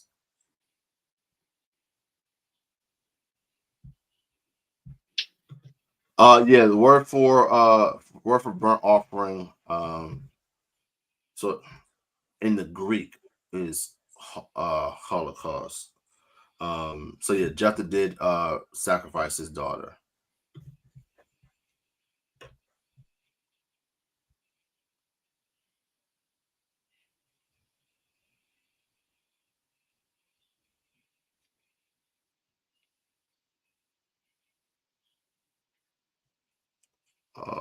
Okay, we got the brother. Let me go. Let's go in the tri-cam. Brother Quadazar, what's good with you, King? Shalawam, bro. Yo, Shalawam, Shalawam, y'all. Shalom. What's been up with y'all, man? Y'all doing all right? Can't complain, King. Can't complain. How you been? Hanging in there, man. Hanging in there, trying to endure, Just, yeah, the Shabbat done started here, so, Shabbat Shalom. Shabbat Shalom. Since nobody decided to click the link, I guess. Just had a couple quick questions, just real quick. So about us entering into the kingdom, Lord willing, all three of us be at that number, you know what I'm saying, Lord willing. Once the kingdom is established, about us, Adam in the garden or whatnot, and the proto-Canaanites being, the serpents or whatnot, and pretty much Adam representing, his lineage, being pretty much the proto-Israelites, right? I guess you could say that. And dealing with how we're under the curses right now, and how Adam was pretty much cursed by the Heavenly Father, saying that you would have to till the ground, basically working for everything that you have, and ultimately when we get in the kingdom, the curse is being lifted. Would that also be lifted as well, as far as, us not having to work for everything? Yeah, for sure. Like, so let's go to Isaiah. What's that? 60. The forces of the Gentiles. Yeah. That's what I should start. Read verse 4, right? Because we know us being a light to the Gentiles, right? We're gonna be a light to the Gentiles. Why? Because the law is our light. We're gonna show the Gentiles how to live, right? Now that does not mean that they're not getting belt to ass, right? That does not mean that they're not getting a rod of iron cracked upon their skull top, right? So the heathen are going to get, again, belt to ass, right? And they're going to be forced to build up our walls and whatnot. So let's read from verse 4 in Isaiah 60. This book Isaiah chapter 60, verse 4. Lift up thine eyes round about and see. All they gather themselves together. They come to thee. Thy son shall come from afar, and thy daughter shall be nursed at thy side. Then shalt thou see and flow together, and thine heart shall fear and be enlarged. Because the abundance of the sea shall be converted unto thee, and the forces of the Gentiles shall come unto thee. So the riches of the Gentiles are going to come unto us. Read on. The multitude of camels shall cover thee. The dromedaries of Midian and the ephah all day from Sheba shall come. They shall bring gold and incense, and they shall shew forth the praises of the Lord. Verse 7. All the flocks of Kedar shall be gathered together unto thee. The rams of Nebaioth shall minister unto thee. They shall come up with acceptance on my altar, and I will glorify the house of my glory. Right? So again, we're going to be getting their resources. Even like, for instance, 2 Chronicles 7:14 says, if my people which are called by my name shall humble themselves and pray and seek my face and turn from their wicked ways, then I will hear from heaven and will forgive their sin and heal their land. Right? So our land will get healed. Even I think about Ezekiel 36. Of course, we see here it says that the mountains of Israel, right? They're being prophesied to by Ezekiel because the heathen, right, the Edomites, they have taken the land into their possession, right? It says they become a prey and derision to the residue of the heathen that are round about. So I'm going to verse 6. It says, prophesy therefore concerning the land of Israel, and say unto the mountains and unto the hills and unto the rivers and unto the valleys, thus saith the Lord YAHAWAH. Behold, I have spoken in my jealousy and in my fury, because ye have borne the shame of the heathen. Therefore, thus saith the Lord YAHAWAH, I have lifted up my hand, surely the heathen that are round about you, they shall bear their shame. But ye, O mountains of Israel, shall shoot forth your branches. Right? So if, of course, this is imagery, right? But it's true in how it's going to be fulfilled. If branches are shooting forth, that means that the land is being fruitful now. Right? It says, but ye, O mountains of Israel, shall shoot forth your branches and yield your fruit to my people of Israel, for they are at hand to come. So when we look at Ezekiel 36, it says that the land of Israel will be inhabited by the Edomites, right, at the time when the children of Israel are at hand to come back, right, and that the land will shoot forth its branches and yield its fruit unto us, right. It goes on to say, for behold, I am for you, and will turn unto you, and ye shall be tilled and sown. And I will multiply men upon you, upon the land, all the house of Israel, even all of it, and the cities shall be inhabited, and the waste shall be builded. I will multiply upon you man and beast, and they shall increase and bring fruit. And I will settle you after your old estates, and will do better unto you. The Most High God brought us into a land flowing with milk and honey. He's going to do the land even better, as he's saying right here.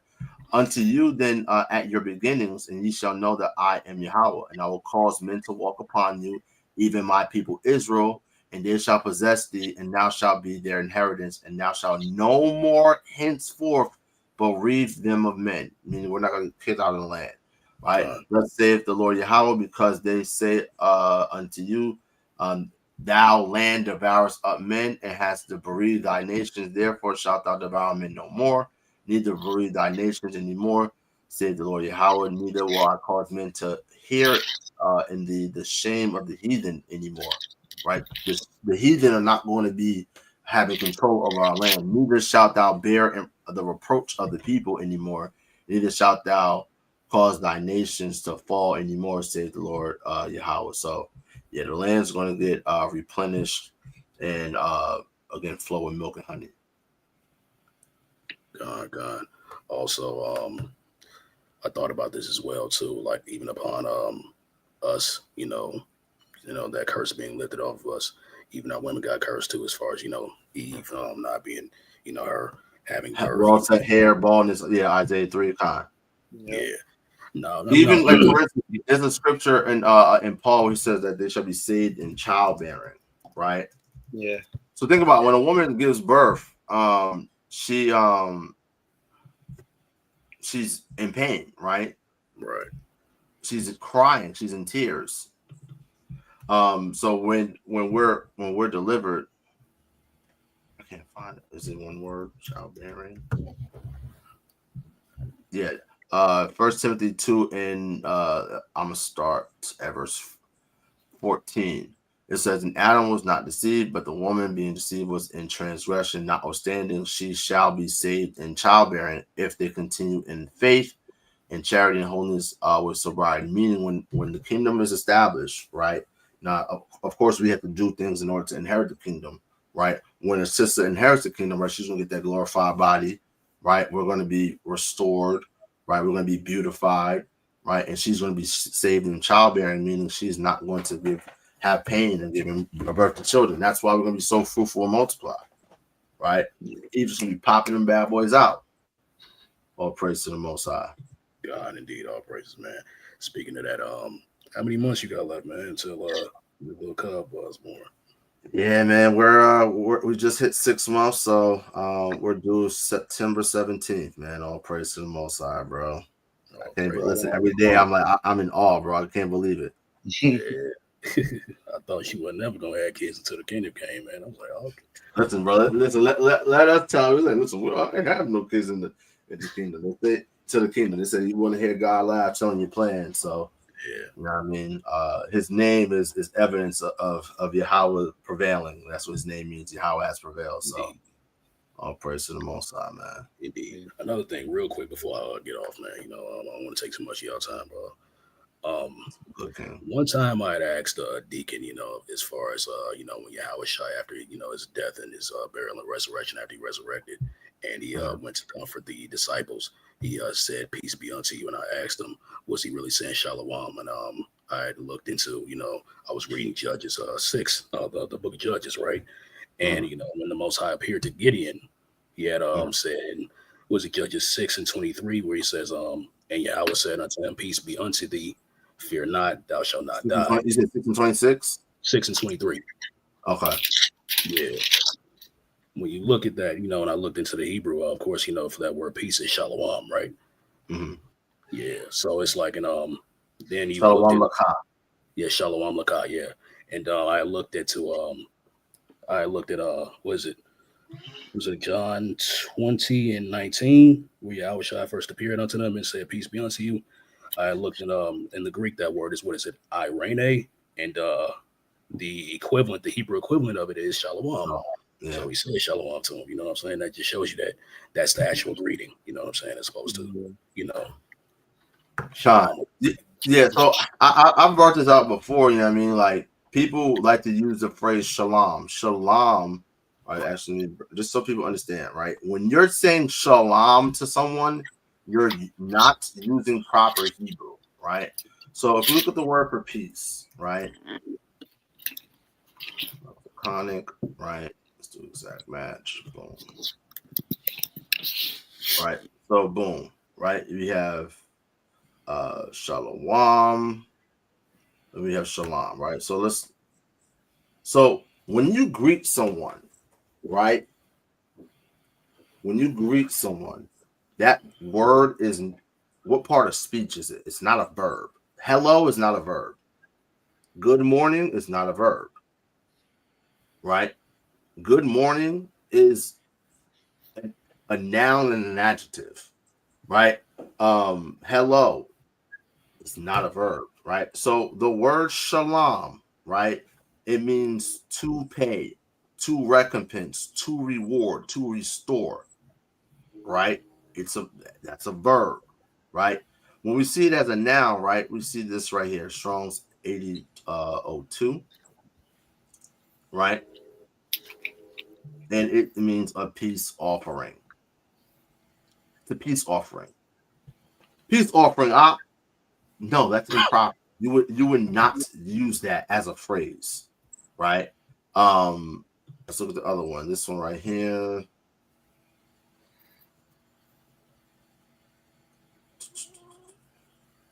This is Aramaic, right? Corresponding to 879.65, right? So we see it used here. You guys speaking Aramaic, right? No, this is we're Hebrew Israelites, not Aramaic Israelites, right? So Shalawam is the proper greeting, not Shalom. Shalom is actually more proper than Shalom, because Shalom is just a different vocalization of the word Shalawam. The Wah character, right? In either the Metis Luxiones or even the Tiberian vocalization, right? The Nakul, right? They use the Wah to make a O sound, right? So Shalawam is the proper greeting, right? Even, let's see, for instance, so like when you do a greeting is known as a salutation, right? When you come into the room, you see a bunch of brothers, right? And you salute them, right? Let's look at how this is used, right? So, boom. Judges 18 and 15. It says, and they turned to the word and came to the house of the young men, the Levite, even unto the house of Micah, and saluted him. Saluted him. What's this word? Shalawam. Right? 1 Samuel 10 and 4, and they will salute thee and give thee 2 loaves of bread, which thou shalt receive in their hands. Right? That word for salute, they will salute. Shalawam. Right? So shalawam is the word that's used to greet someone, not shalom. I honestly hate when niggas say shalom to me. It really boils. It boils my blood. Stop saying that. Yeah, But that was a great that was a cold one, bro. The one in Judges. yeah, I saw that. I was like, oh man, it's powerful right there. That's at Judges 6 and 23. You said, God, yeah, that was a good one. The Lord said unto him, "Peace be unto you." Listen, if y'all not disagreeing with me, y'all disagreeing with Yahawah. Exactly at this point, Because it says, "YAHAWAH, laYAHAWAH, Shalawam laka," not Shalom. Like, what are we talking about? But you even see that in Numbers 6 and 24 when Moses gave the command for Aaron to bless the children of Israel. You even see that in there. You see Shalawam there. You know what I'm saying? So yeah. All praises. Other than that, man, you know what I'm saying? Love y'all brothers, man. Shalawam, Barakath, basham, Love you too, King. Barakath, basham, Shalawam. That's my brother right there, man. Let's see where we at. So yeah, guys, questions, hit your questions. Y'all can hit the link. Let me put in the first link in the chat. Where are all the scoffers? Where are all the scoffers and the niggas who want the smoke? Is there? I see.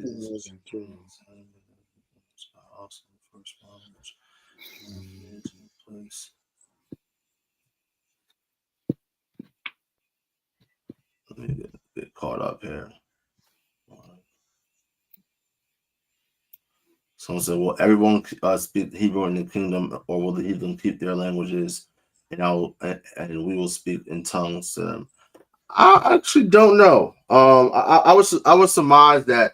Oh, no, Scripture say that he was throwing to us a pure language, right? Yeah. I would say that kind of. I would surmise my hypothesis would be that the same way English and like French are like universal languages in the world, Spanish as well, right? That Hebrew would be like the lingua franca. Yep. Right.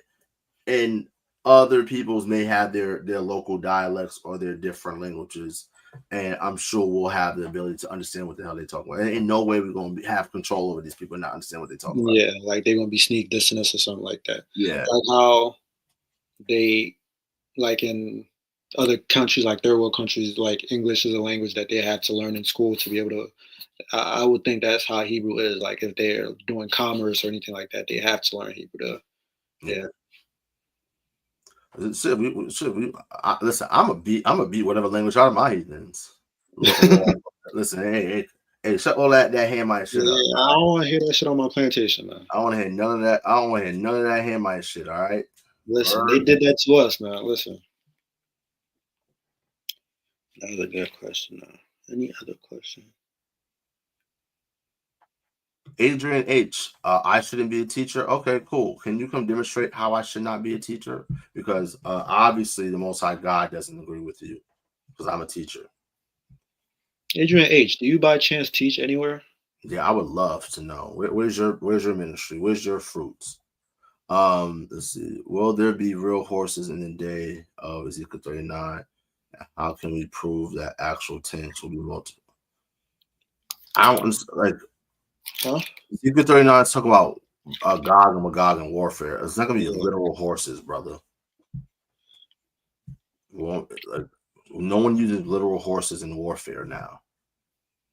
You have to understand that the Bible was written, right?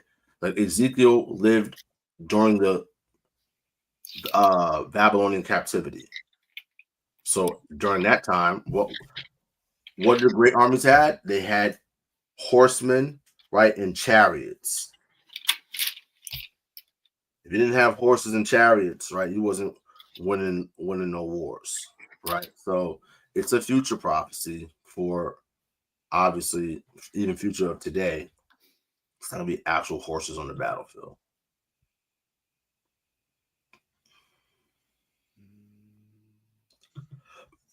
Yeah, because like for instance, Zechariah 8:23 says that Zechariah 8:23. It says, thus saith the Lord of hosts, in those days shall it come to pass that 10 men shall take hold out of all languages of the nation. So the nations are still going to have their languages, right? Even shall take hold of the skirt of him that is a Jew, saying, we will go with you, for we have heard that God is with you, right? So they're going to have their own languages. We're going to have to be able to understand them. Yeah. Yashar, brother Yashar, re-ask your question, King. I see his question in the chat before, so let me read it out. It says, no smoke, just wondering, a microwave comment. Wouldn't be using electricity on a Shabbat considered conducting business, aka buying or selling anyway, like using electricity or being charged for it?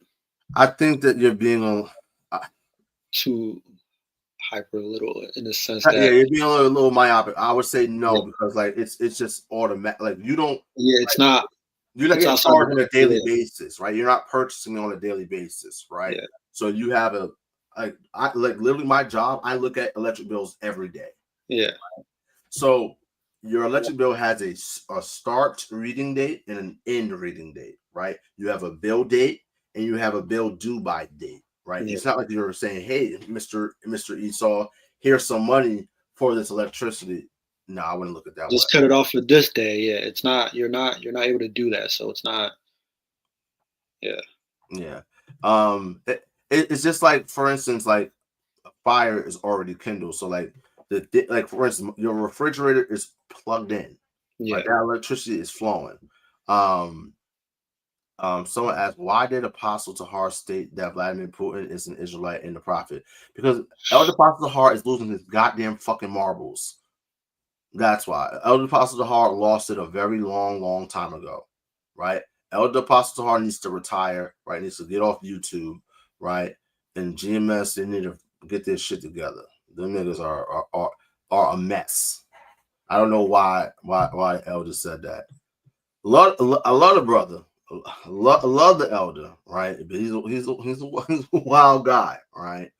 All And right. here's one thing, so I want to add to before we move on to that. Like, there's a lot of Israelites going to other camps to ask why this camp did this.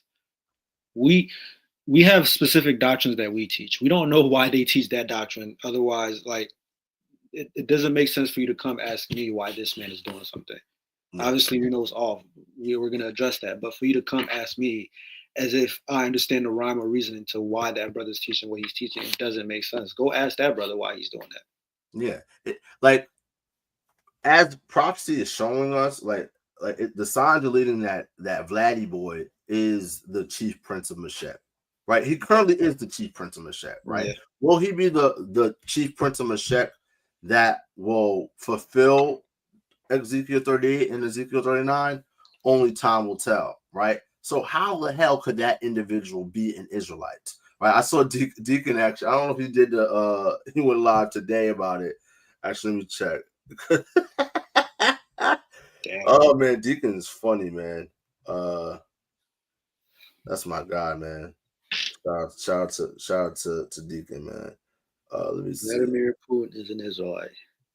Yeah. Deacon's actually going into it tomorrow. The title is Proof Apostle Tahar Has Lost His Mind. Like, Elder Tahar been lost. When the nigga started teaching that you can grape, right? The nigga lost his mind. Yeah, that's yeah. So it says, if you become unclean, is it a sin not to wash your clothes and bathe your skin before the sun goes down? Interesting. Let the priest take a look at that. We got someone here. Hold on. We got Ash.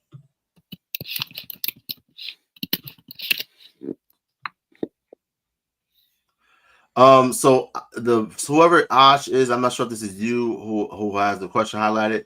In order for me to bring you on, you have to connect your mic and cam before we can add you to the stream. So try leaving and coming back.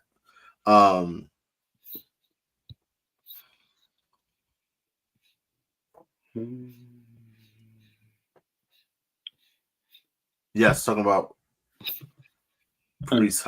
Listen, he's Deacon God of me, all right. Okay, that's my guy. That's a funny guy, man. I tell you that.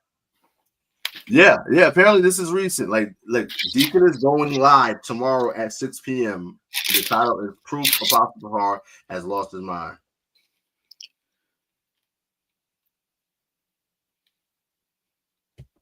All right.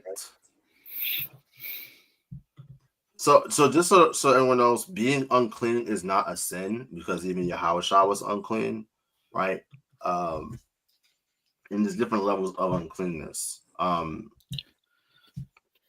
Yeah, so there's different levels of uncleanness, and depending on the circumstances, it could be a sin. Like, for example, Leviticus 17 and 16.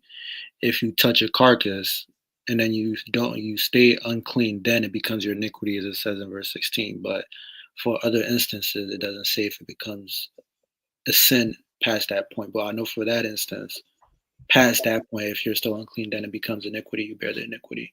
Yeah, I wouldn't advise you to do that. Yeah, I'm looking right here. So like Leviticus 14, if I'm not mistaken, Leviticus 14 is going into leprosy of a home.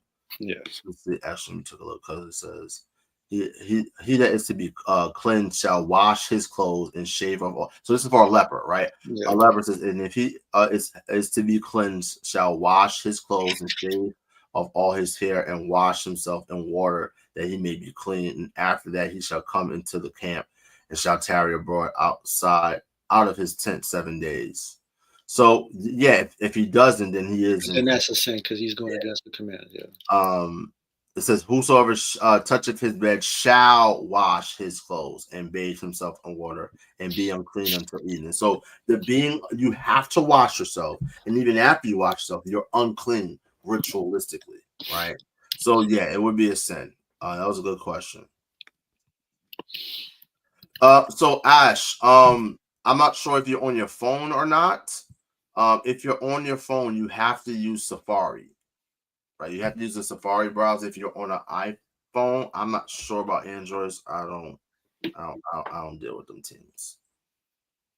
On a Mac, yeah. So you have a webcam. So when you click on, you have to hit there's going to be a pop-up that says allow access to your mic and cam. You have to click yes.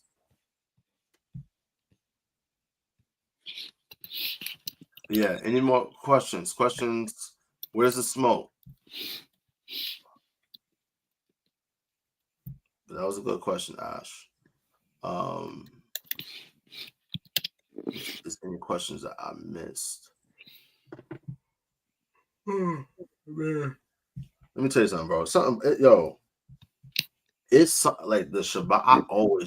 I just get tired of it. Like, and that's how I know the Shabbat's not Friday to Saturday. It's just not. Right? People ain't ready to have that conversation yet, man. I'm just not naturally tired on Friday. Just because not if the Shabbat falls on a Friday or Saturday, then yeah, like I'm just naturally tired, you know. Any other questions? Let's wait to see if the brother Ash comes on. I'm going to see if there's any questions I missed.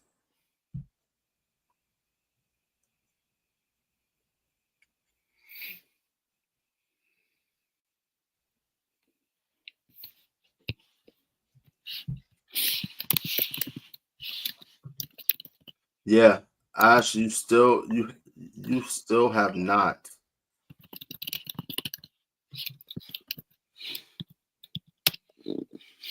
Yeah, I can't bring you on because you don't have a mic or a camera. Right?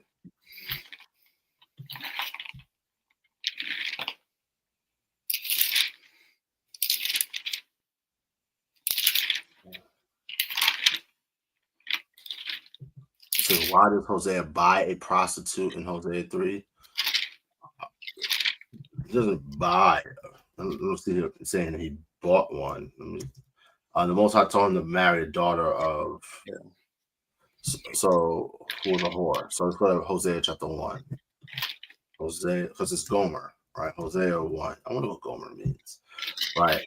So the word of Yahawah that came unto Hosea, the son of Be'eri, in the days of Uzziah, Jotham, Ahaz, Hezekiah, kings of Judah, in the days of Jeroboam, the son of Joash, the king of Israel. The beginning of the word of Yahawah by Hosea, and Yahawah said to Hosea, go, take unto thee a wife of whoredoms. All right, let's look at this word for whoredoms. Zanawanyam, adultery, fornication, right? Whoredom. Let's see. She's a child about whoredom. Boom, yeah, like even right here with Tamar. Tamar she wasn't a whore, but she dressed as a whore, right? And beguiled Judah into sleeping with her because Judah, didn't do what he's supposed to do and give him his youngest son to her. The thing is, Judah shouldn't have made that pledge in the first place because our father told us not to marry the Canaanites. Right now, in the situation with Dinah, right? Dinah had already got laid with Shechem, right? And look at Levi over there, pissed off. Look at Levi over there, pissed off. You see? So yeah, the Lord told him to marry a wife of whoredoms and children of whoredoms, for the land have committed great whoredom departing from Yahawah. So when we worship other gods, we're committing spiritual fornication, right? So the Most High put the prophets to a lot of stuff. If I'm not mistaken, it was that Isaiah was walking around in his underwear for years. Mm-hmm. Ezekiel had to lay on his side for like 300 plus days, something crazy. Yeah. Ezekiel was told to eat doodle cakes as a symbol of us eating defiled bread amongst the Gentiles, right? Jeremiah was thrown in a pit a bunch of times, was put in prison a bunch of times as a young bull. Daniel was thrown in a lion's den. I ain't gonna lie, of the four, I would say that Daniel got it. Daniel had he had the best. All right. He had it lighter. He had the lighter. He had the lighter, bro. That nigga got thrown in the lion's den, but the Lord took care of him. Just chilling. Yeah. Fed him. Got some peace and quiet. Yeah. Daniel had the best. Isaiah had to go. Listen. The Lord had a mercy on Daniel, man. Listen, Ezekiel, the Lord killed his wife and told him, you better not cry. You better get to camp, little nigga. He did it too. Listen, well, here's the thing. Ezekiel was a priest. Yeah. You know what I mean? And the priests are told, listen, the Lord killed in Leviticus, between Leviticus 9 and Leviticus 10, the Lord killed Aaron's sons, and he told him, Eleazar and Ithamar, and said, listen, don't cry. Don't rend your clothes, don't uncover your head, right? Continue to do the service of the Lord. Yeah. Stay on focus. Yeah, listen, man. Stay on focus. The nigga, come on, y'all. The prophets had to do a lot of stuff, right? So Hosea was told, listen, go marry this whore, right? The Lord did that to show, listen, this is how I feel. Yep.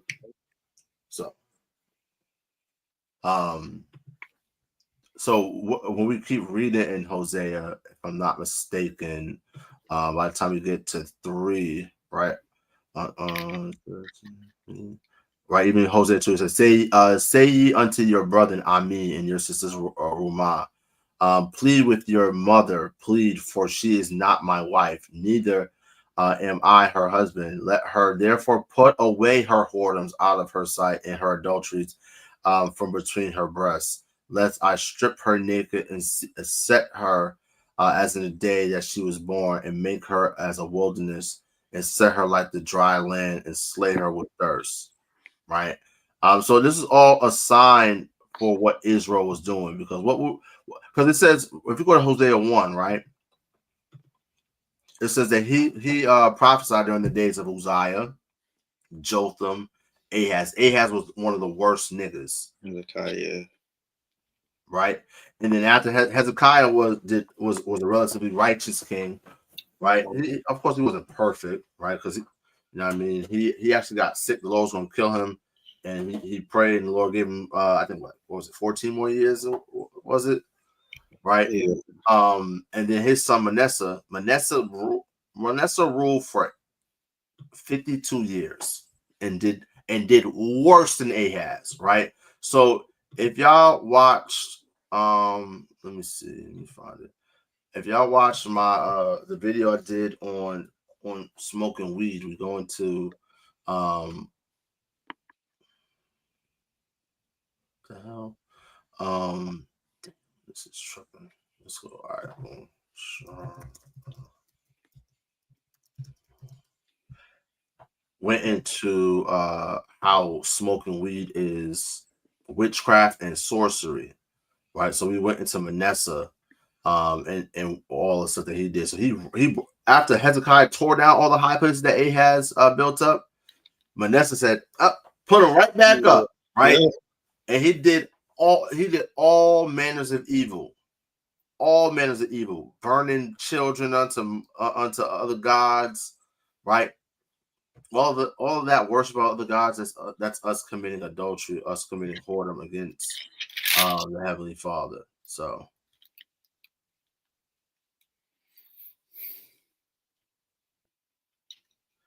can you make babies on the Shabbat? It's not unlawful to have sex on the Sabbath. Things can't be real. All right, looks like we got the brother Ash. What's going on, brother? Finally figured it out, huh? Sorry. How you doing, Kane? Yeah, what's going on? Shalawam. Shalawam. So yeah, the question I was asking about the cleanliness, if you touch a woman, if you touch a carcass of a pig, the whole line of things you unclean. And so as I'm within the law, I keep coming into. You sound far, and you sound like real far from your mic. I do. Yeah. And Sister Chantel, yes, sisters can ask questions.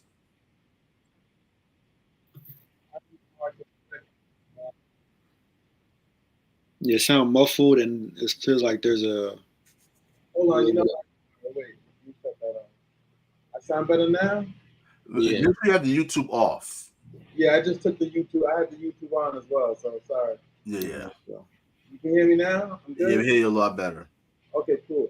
Yeah, so just in studying the law, I always see, when you touch a girl and she's on her period, or you touch a dead carcass of an unclean animal, the law seems as though it says, if that happens, that you have to cleanse your skin and wash your clothes before the sun goes down. So like I'm now, and I'm dealing with the public a lot.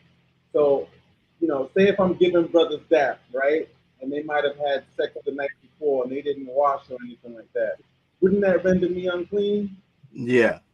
Okay. So listen, we're on an unclean generation. Listen, you get on a bus, right? A sister could be on her menstrual on the bus. You unclean. So listen, take showers every day. Yeah. That's it then, right?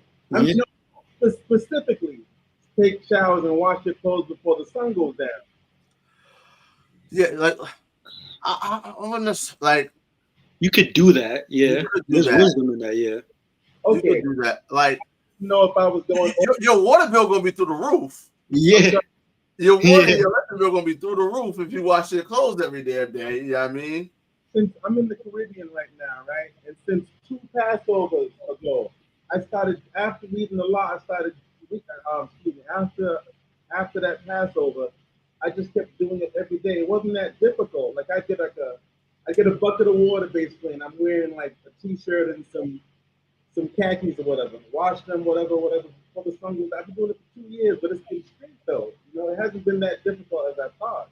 Mm-hmm. But I wanted to know if I'm tripping by doing it. You know? Nah, I wouldn't say you're tripping. Yeah. You're being righteous. Yeah, you're being proactive. I like that. Yeah.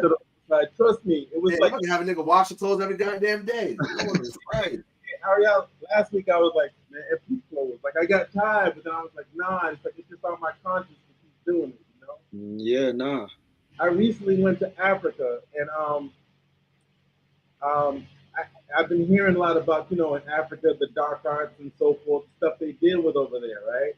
So you know how we always supposed to wear the armor of God and so forth. I had my fringes on, had this, but it was the bathing that I really wanted to be on top of, because I keep hearing about with some of the stuff that they do. You know, the old witchcraft stuff that they could put something on you, or you take this or take that or whatever, and it's just like a level of protection. Washing your clothes and bathing. If that's not going too far. Yeah. Now, in terms of like someone trying to put a hex on you, witchcraft on you, you know, the scriptures say that no weapon formed against you shall prosper, right? So, I mean, if your ways of if you're keeping the commandments and your ways of pleasing unto the Lord, right, you're protected. Scripture tells us that what's that? Psalms 34:7, that the angel of the Lord encamp around about them that fear Him.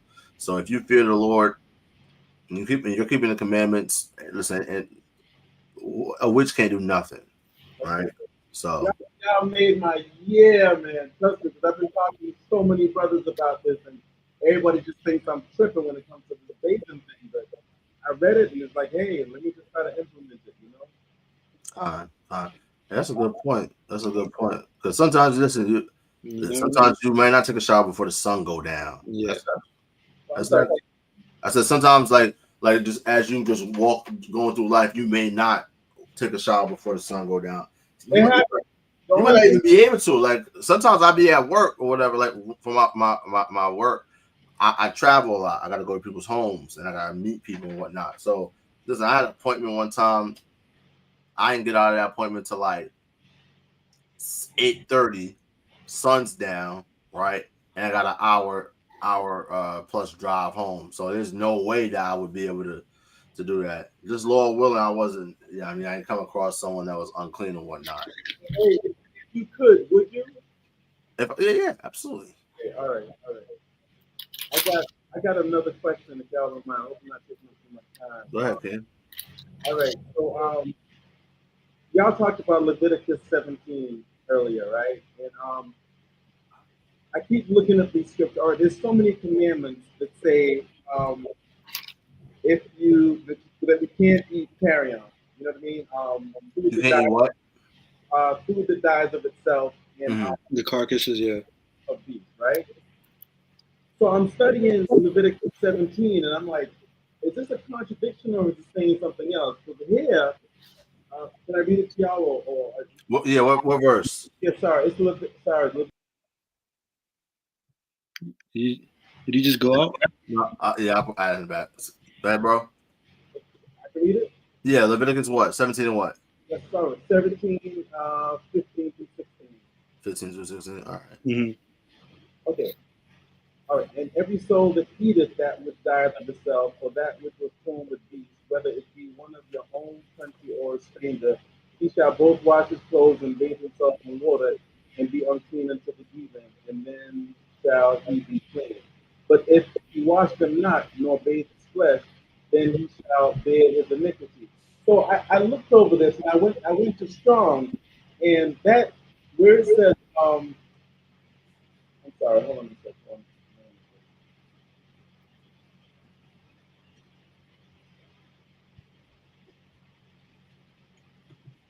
I'm sorry, this wasn't the one. I'm sorry. I apologize.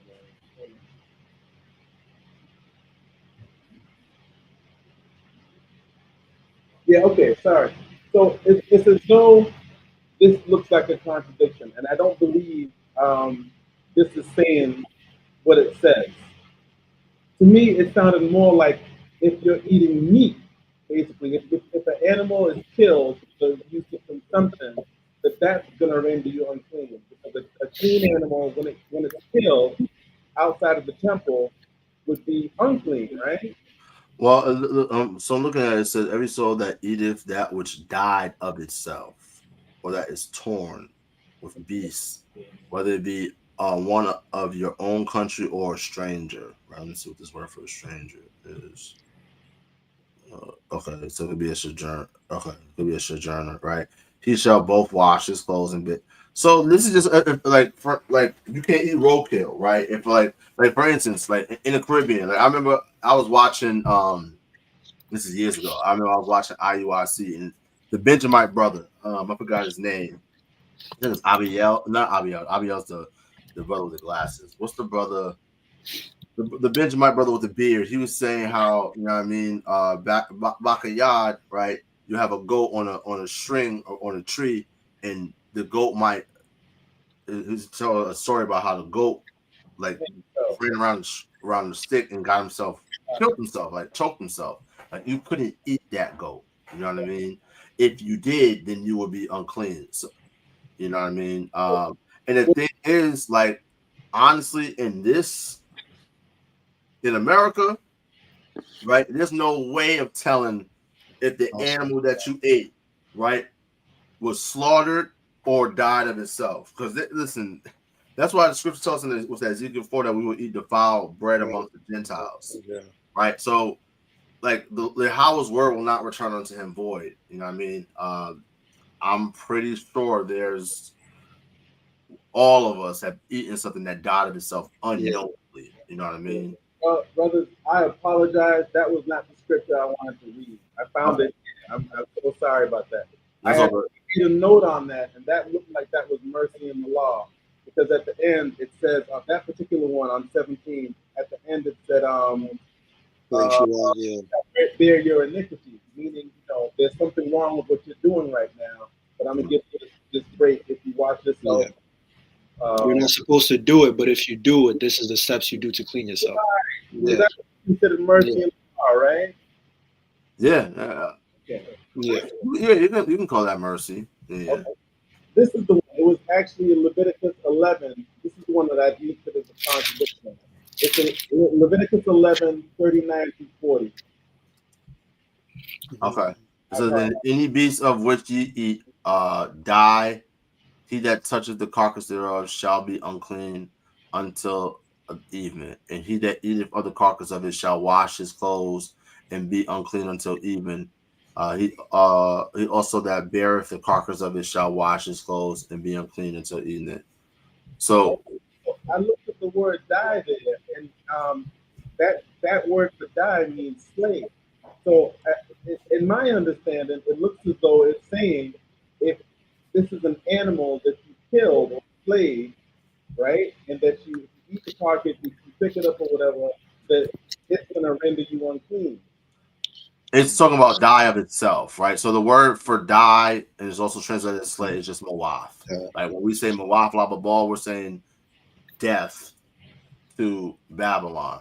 So okay, boom. So Leviticus 11, and you said 39. If any beast of which ye may eat, right? Talking about if a goat dies of itself, right? If a sheep, a cow, right, dies of itself, he that toucheth the carcass thereof shall be unclean to eat. Because think about it, if you want your land, right, and you have one of your goats dies, right, you have to dispose of it, right? You got to get it. You got to go bury it. So you're gonna go bury that goat, right? You're not gonna eat of it because if you eat of it now you're sinning, right? Go bury that goat, right? You've had to touch it. Now you're unclean until evening, right? So you go wash yourself, right? And you're unclean. I mean, you're ritually unclean. So like, I wouldn't if I had a goat that died, right? And I picked it up, went and buried it, I wouldn't be able to go to the temple or the tabernacle, right? I would have to wash myself and I'll be unclean until evening. When the evening comes, well, I'm no longer unclean. I can go to the temple. That's all I'm saying. So after you like slaughter a goat, right, and say you cover its blood with dust, is that goat even though it's a clean animal, does it become unclean when it's dead? No, no, because you like if any beast of which you may eat die. Yeah, if it just died, like if it just dies, Not right? if, Like not without if, a purpose. If it died with a purpose, then yeah. If it just died without a purpose, then yeah, it's if unclean. that's the case, that means that the Passover will be unclean Yeah, because you have to like any slaughter the Passover. sacrifices you give at the altar, that will be unclean because it's dead. okay. Would that Any be burnt offerings at the temple would then be unclean. would the temple be an exception? No, No, again, there's no exception to the rule. So this is talking about something that dies. It just dies. Okay. senselessly. So I was just going into that word for carcass, right?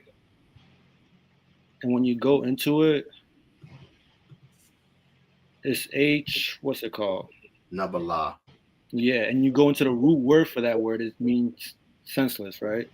Like without point, like to be senseless, to be foolish, to be regarded as vain. So if an animal dies without a purpose, without a point, like it's just dead, like it was killed without intent behind it, then it becomes unclean for you to touch the carcass, right? But Yeah, if it was look how it's translated. The same word, it's translated as carcass 36 times, dead body 5 times, dieth of itself 4 times, dead of itself 1 time, died by. So it's something that died of itself. It just died.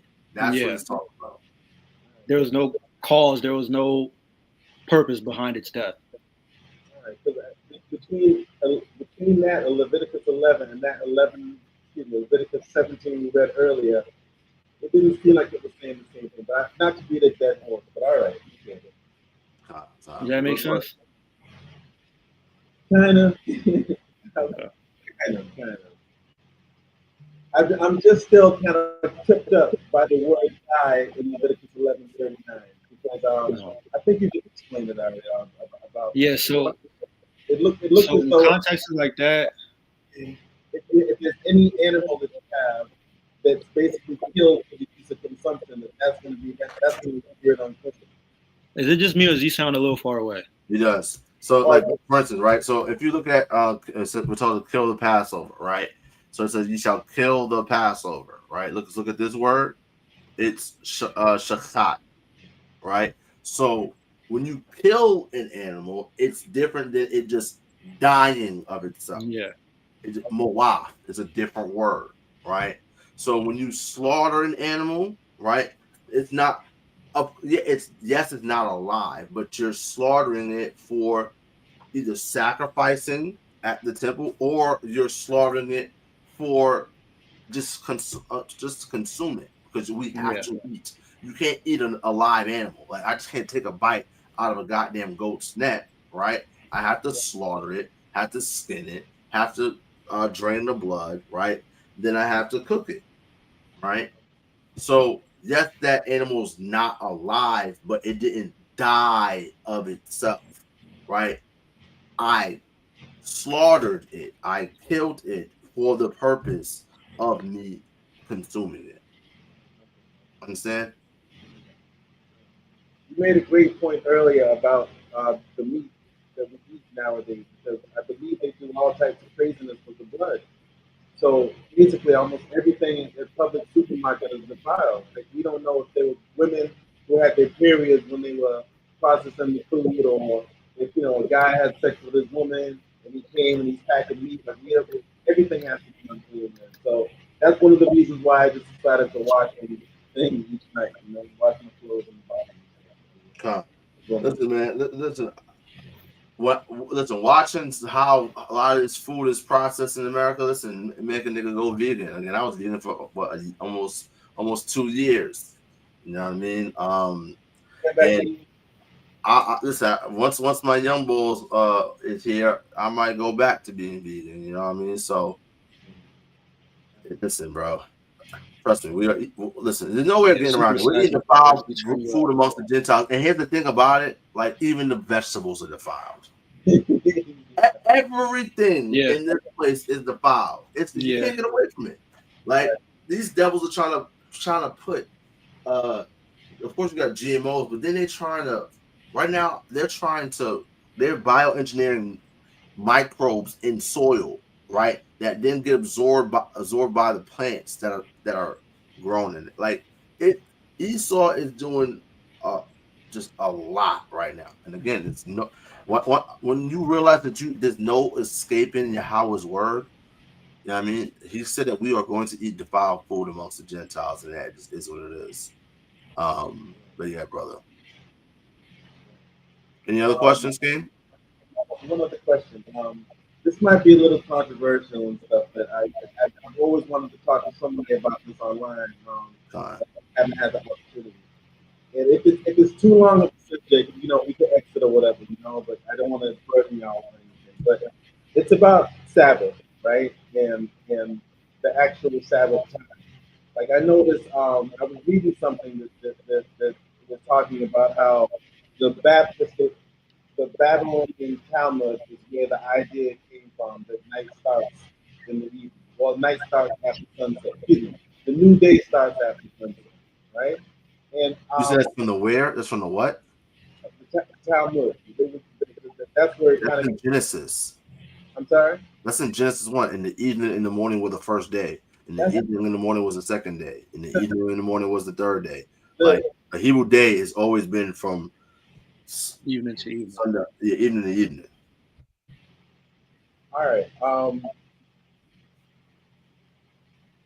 As I've read the scriptures, like I can't see any way around the evening not ending when the sun goes down, right? For instance, there's a word in I think it's in somewhere in Exodus 16.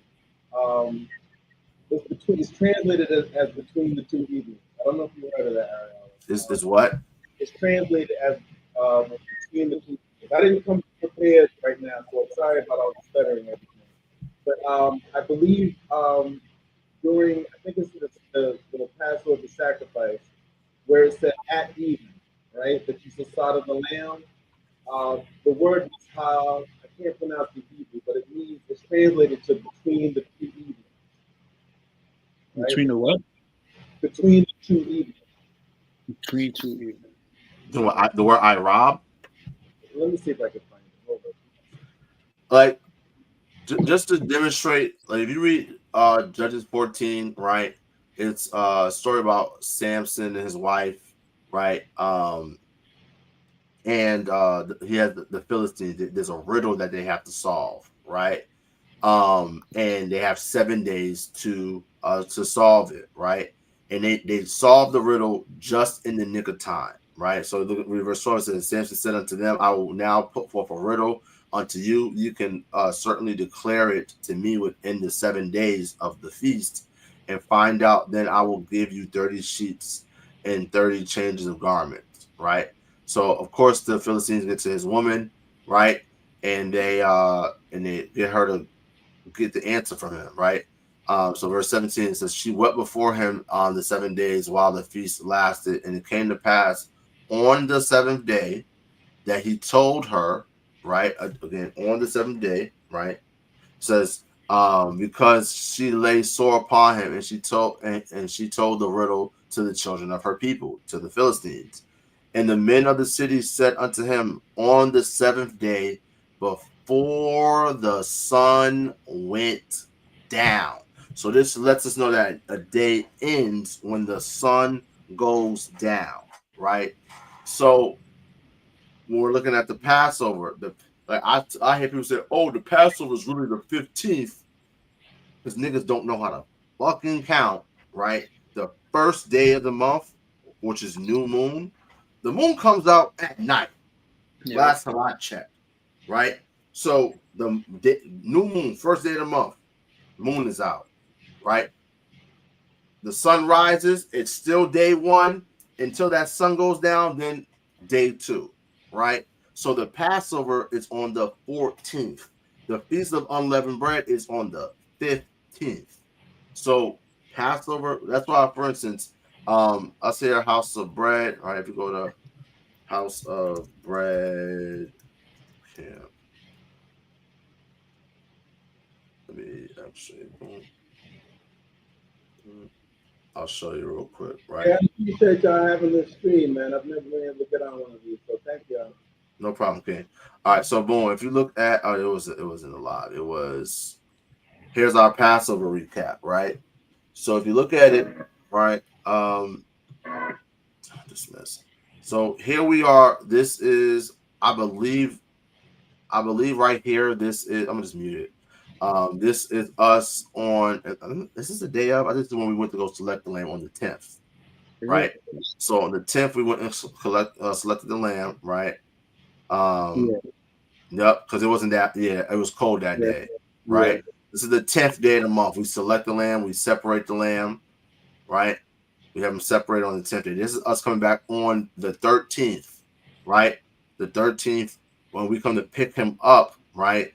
And of course, take him to the crib, right? So here we are bringing him into the crib, right? This is on the 13th day, right? Right. We got him outside in the backyard, right? So as you see, the sun's getting down, going down. We're setting up, right? This is the 13th day. Getting ready to enter into the 14th day, right? Getting the fire started and whatnot, right? And then we're waiting for the sun to be fully down, right? So that we're on the 14th day. At even, right? We'll see how I looked up. We're waiting for it. And then we boom, right? I'm not going to show it too much because then we're going to get a strike. But yeah, that's how you're supposed to do it. But go ahead, King. Yeah, I didn't think we were allowed to sacrifice even Passover right now without the temple. Let me ask you a question. When was our first? Where did we keep our first Passover? In the wilderness. In Egypt. Yeah, Egypt. And where did we keep the subsequent 39? In the wilderness. Oh, in the wilderness. Okay. So when we're told to keep the first time we're told to keep Passover, we're in Egypt. We're in captivity. So you should be keeping Passover, right? The excuse to not keep Passover because we're not in the land because we don't have a temple is a terrible excuse. Like, typically the killing of the lamb. That's what I meant. Well, again, how can you keep Passover without the lamb? It literally says kill the Passover. The lamb is the Passover. You can't have Passover without the lamb. Look, it says. Just realize the point I was trying to make. Sorry. It says, and ye shall kill the Passover. Right? It says, and then Moses called for all the elders of Israel and said unto them, draw out and take you a lamb according to your families and kill the Passover. Right? So, boom. 2 Chronicles 35:6. So kill the Passover and sanctify yourselves and prepare your brethren that ye may do according to the word of Yahawah by the hand of Moses. So we got to keep the Passover, right? You have to kill the Passover. The Passover is that lamb. Going back to that evening thing, I remember what I was trying to say now. When I was studying the Day of Atonement, I think a lot of people got the Sabbath idea from the actual Leviticus 23 that talks about the Day of Atonement from evening to evening. Yes. And when I was looking at the scripture, like, it looks to me as though it's spread over 2 days. It's not. 9th, and then you have the 10th. Let me ask you a question. Do you keep a Friday, Saturday Sabbath? No. How do you keep the Sabbath? 12 hours, like from sun up to sundown. That's not, no, the Sabbath is 1 day, right? So the Sabbath, so we here at House of Bread, we keep the Sabbath in accordance to the lunar phases as the scriptures tell us, right? Sirach 46. Well, first and foremost, Genesis tells us that the sun and the moon and the stars are signs in the heavens, right? Yeah. And when we look at Sirach chapter 43, verse 6, it says this, the moon is the sign of feasts, right? So the new moon is the first Sabbath of a lunar cycle or of a month, right? So the Sabbaths fall. Let me just pull up our calendar real quick.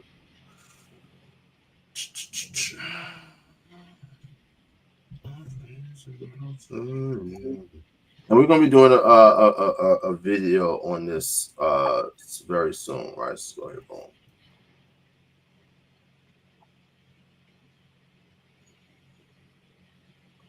What the heck? Hey, y'all, take a look at your time. If anybody else is, want to come on, I appreciate the time. But now you're cool, King. Let me go ahead and switch.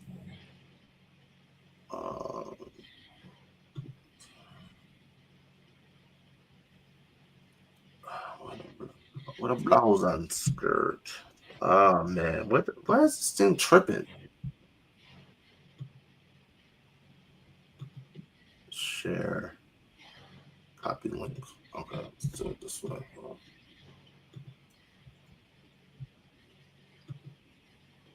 All right, let me just pull this up. Boom. Okay, God, here we go. All right. Boom. So here's our calendar, right? So new moon is a Sabbath, right? New moon is a Sabbath, and then 7 days later, on the 8th day of the month, is the next Sabbath, right? I'm just going to a regular month, right? Because the first month and the 7th month are special months, right? So here, right now, we are in the 4th month, right? So new moon was last Monday, Tuesday, right? So the new moon came out on a Monday evening. So the Shabbat was Monday to Tuesday, evening to evening. That's a day, right? It's no 12-hour period is not a day, right? And then 7 days later, which is today, right? June 2nd. Today is the Shabbat, right? It's Monday, June 2nd. Sun went down. We're here on the East Coast, where it's the Shabbat, right? And then next Monday will be another Shabbat. And then the following Monday will be another Shabbat. Then you wait for the next new moon, right? And that's it resets, right? So now when it comes to the day of atonement, right? So typically your Shabbats are going to fall on the 1st, 8th, 15th, and 22nd day of a month, right? Which coincides and lines up with our feast days, right? Feast of Unleavened Bread and the Feast of Tabernacles, right? So, right? New moon or Feast of Trumpets is day 1 of the 7th month, right? When we go to Leviticus 23, right, in priest, if you go ahead and pick up at verse 27. This is the book of Leviticus, chapter 23 and verse 27. Also on the 10th month of this, also on the 10th day of this 7th month, there shall be a day of atonement. It shall be an holy convocation unto you, and ye shall afflict your souls, and offer an offering made by fire unto the Lord. And ye shall do no work in that same day, for it is a day of atonement to make an atonement for you before the Lord your God. So you don't do any work on the Day of Atonement. Read on. It's on the 10th day. Not to be confused with any other day. It's the 10th day. Read on. For whatsoever soul it be, that shall not be afflicted in that same day, he shall be cut off from among his people. And whatsoever soul it be that doeth any work in that same day, that soul will I destroy from among his people. Verse 31, ye shall do no manner of work, it shall be a statute forever throughout your generations in all your dwellings. So on the Day of Atonement, you cannot work and you must afflict your soul, right? You don't eat, you don't drink, right? Like it's a Day of Atonement, right? It's on the 10th day, right? Read on. Verse 32, it shall be unto you a Sabbath of rest. It shall be a Sabbath of rest. Read on. And ye shall afflict your souls in the 9th day of the month at evening, from even unto evening shall you celebrate your Sabbath. Celebrate your Sabbath, right? So let's break this down, right? So there's 2 words for Sabbath. You have Shabbat and you have Shabbath-wan. A Shabbath-wan is a special Sabbath, right? A special holiday, right? The Shabbath-wans, we're told we can do no servile work, right? Typically, right? No, but for the Day of Atonement, we're told to do no manner of work. Only thing you could do is, of course, you got to make that sacrifice unto the Lord, right? Now, coming back here, right, it says the Day of Atonement is a Sabbath of rest, right? Shabbath-wan, ye shall afflict your souls. And then it goes on to say, in the 9th day of the month, at even, from even to even shall you celebrate your Sabbath, right? When we look at this phraseology here in the Hebrew, right, when we pull it up, right, it says, let me do it forward, right? Let me zoom out a little bit, right? So this also says in the 9th day, right, by the Shai, right, by the Shaiha, right, the 9th day, right, of the month, right, Lakadash, the month, at evening, by Arab, in the evening, from evening, Ma Irab, unto Id Irab, right? So evening to evening, that's how days are, evening to evening, evening to evening, evening to evening, right? It says, you shall celebrate, right? Shabbathwa, right? You shall Sabbath, you shall celebrate, right? Because this word also means to celebrate, right? Shabbathwa, here's the verb. Shabbath come, right? Shabbath come, right? Shabbath is different from Shabbath wan. A Shabbath wan is a special Sabbath, right? A Shabbath, right, is the normal regular Sabbath. So typically, right, in every other month, your Sabbaths are the first, i.e., new moon, then the 8th, then the 15th, then the 22nd day of the month, right? But here in the 7th month, because we have a day of atonement on the 10th day, the Lord's telling us to celebrate our normal Sabbath on the 9th. So what you would do is you would have your Sabbath on the 9th. So your preparation day will be the 8th day, right? You prepare, right? Sun goes down. It's now the 9th day. It's the Shabbat. You're not cooking. You're not cleaning. You're not working. You're not doing none of that, right? Because you have all your food prepared. You want to eat your food.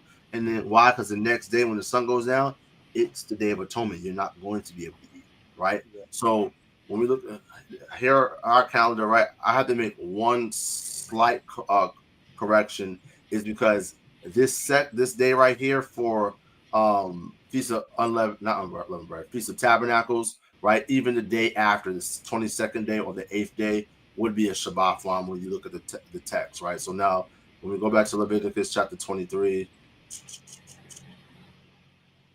And that's what we're going to do, a full breakdown of Leviticus 23 very, very soon, right? So, boom. So read verse 33, King.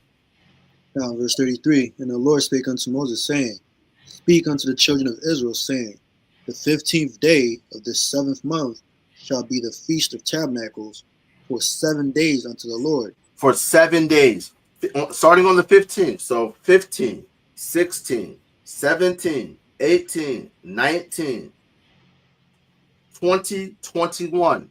These are the days of the Feast of Tabernacles. 7 days from the 15th to the 21st, right? It says, read on. 7 days ye shall offer an offering made by fire unto the Lord. On the 8th day shall be an holy convocation unto you. Uh-huh. And ye shall offer 36. Okay, God. On the 8th day shall be an holy convocation unto you, and ye shall offer an offering made by fire unto the Lord.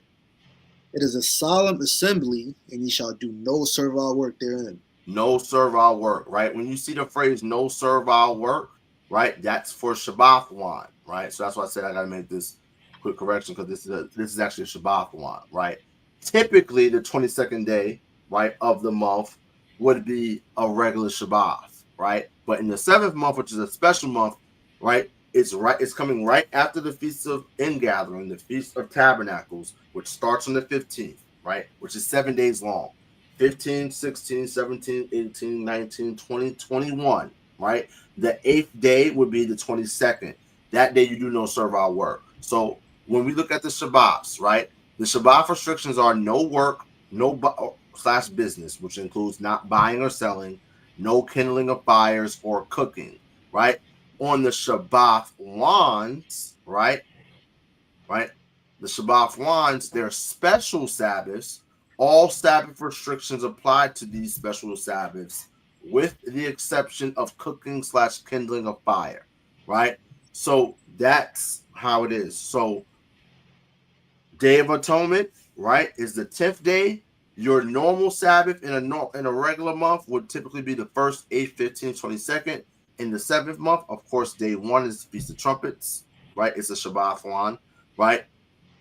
Day 8 would normally be your Shabbat, but because we have the Day of Atonement on the 10th, we're told to celebrate our Sabbath on the 9th day of the month. So that's the day you don't cook and clean and all the extra shit, all the work, right? That's a Shabbat on the 9th day of that month. So see how we have here? It says pre-atonement Shabbat, right? Instead of it being Friday to Saturday, it's Saturday to Sunday because that's the 9th day, right? That's your pre-atonement Shabbat, which is the 9th day. Then the Day of Atonement is the 10th day, right? The 15th day is the first day of the Feast of Tabernacles, right? Day 7, right? Feast of Tabernacles. Day 22. That's why I said I make this correction. This is also Shabbat one, so you do no serve. You can do no servile work, but you can cook on this day, right? What on the Shabbat ones, we can do what the Lord told us to do for those days. Like for instance, we used to, before we came to this full understanding, right? We would when we cut the Feast of Tabernacles, we would tell brothers to get there early so that they could set up their tent before the sun went down, before starting the Feast of Tabernacles. But you can set up your tent on that day because we're told to. Told to take branches and whatnot and build booths, right? Make a fire unto the Lord, right? A sacrifice unto the Lord. That's what we're told to do on the Feast of Tabernacles, right? So that's how you're supposed to do it. The issue is, really the issue lies in Friday to Saturday is not the Sabbath, right? The Sabbath is a full day. It's not a 12-hour period, right? It's from evening to evening. Understand? Okay. Ariel, with all due respect and love to you, I'm wondering if there's any way in the world, right, that I don't know what time or whatever. It doesn't have to be public. It could possibly be private. But I would really love to debate you on this with the days. You know what I mean?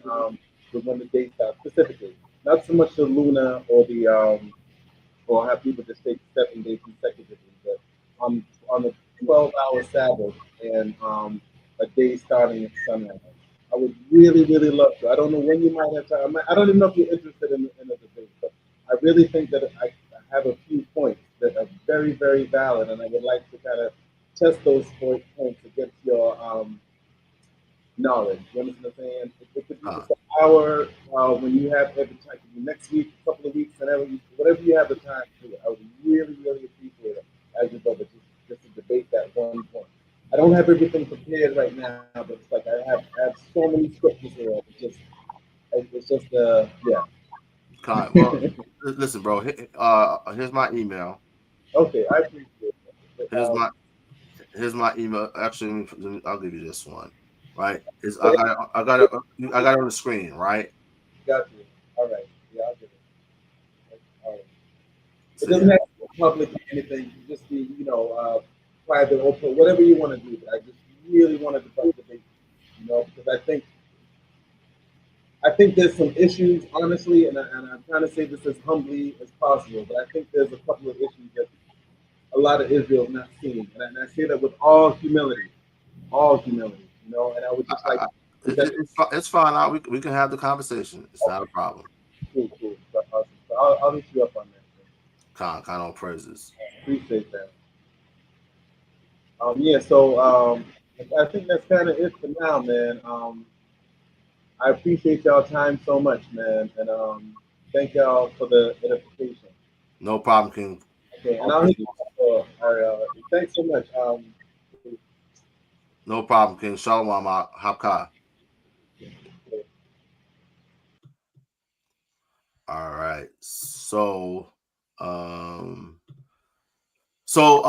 Mark 8:35, I did see your question. So he said, I read about an archaeological discovery from the temple site at the ancient Judah near Tel Arad, where they found cannabis residue burned on an altar. Seems it was used in worship. What's your take on that? Oh, I'm glad you asked it, right? I actually did a video on this, right? Let's go to my page again. Right? Did a video on this a few weeks ago, right? So this video right here, right, from a month ago, actually. Smoking weed is idolatry proof from scripture, right? So when this temple at Tel Arad, now we were taught in Sakari that Jerusalem, what everyone knows as Jerusalem, is not Jerusalem. That's what we were taught, right? And we were taught that Tel Arad is Jerusalem, and that the temple at Tel Arad is the temple, right? That's wrong. Okay, Jerusalem, where you got the Dome of the Rock and you got the Al-Aqsa Mosque, right? That is Jerusalem. There's no debating that. It's Jerusalem, right? Israel. What I found over my years that Israelites just regurgitate a lot of times regurgitate stupidity. Right, and I don't even know who to blame, right? But anywhere, right? Jerusalem is Jerusalem. The Temple Mount, right, is under the Dome of the Rock, right? And then you have the Al-Aqsa Mosque also built right there on the mountain, right? Literally in the Dome of the Rock, right? There is a carved rectangle with the same dimensions of the Ark of the Covenant. There's a plethora of archaeological evidence to prove, right? You have the Kidron Valley, right? It's on Mount Moriah. You got the city of David right there. And then Israelites make this talking about like, oh, Jerusalem and city of David is the same thing. Israelites, I need you to stop being stupid. I really do, right? Because, and here's why, right? Cities, like a lot of niggas don't know how cities are built, right? Cities are usually built on top of old cities. Like, for instance, London. You have the older Roman city, and the city of London has been built on top of it. Same thing in Philadelphia. Like, Philadelphia has been built up, right? And cities expand. So, yes, when David took over Jerusalem, right, it was called Jebus because the Jebusites were living there, right? That original place that he gained, right, control over is called the city of David. Of course, the city expands over time as more people move into the city and as we multiply, right? And the temple was built on Mount Moriah. And this, like, here's Mount Moriah, here's the city of David right here. Like, it's there. And Jerusalem expanded over time, right? That's how cities work, right? Now, Tel Arad, to the brother Mark 8:35's question, right? The brother Jesus, right? The Tel Arad temple was a high place that dates back to the time of King Ahaz. And what is Ahaz known for doing? Rearing up high places to other gods. Okay? And when we look at the archaeological evidence about Tel Arad and the temple there, like, for instance, let's take a look at Tel Arad, right? Watch this. So it's this video right here, right here, right? So if we take a look here, right? Tel Arad.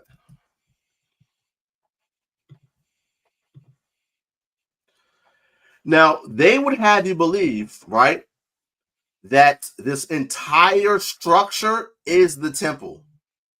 It's not.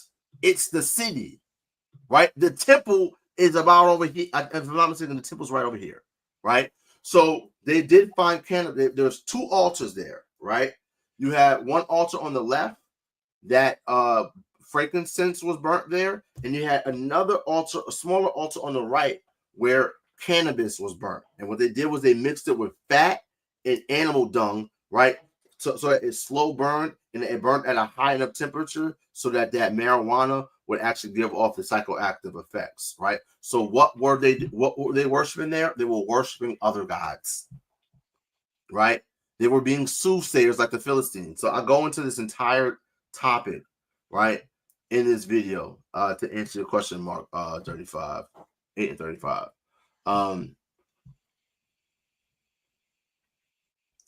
Ruben, what do you mean by that?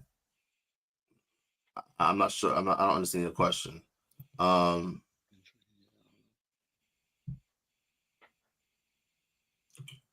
What do you mean Ahaz saw the nations split? What do you mean by the nations?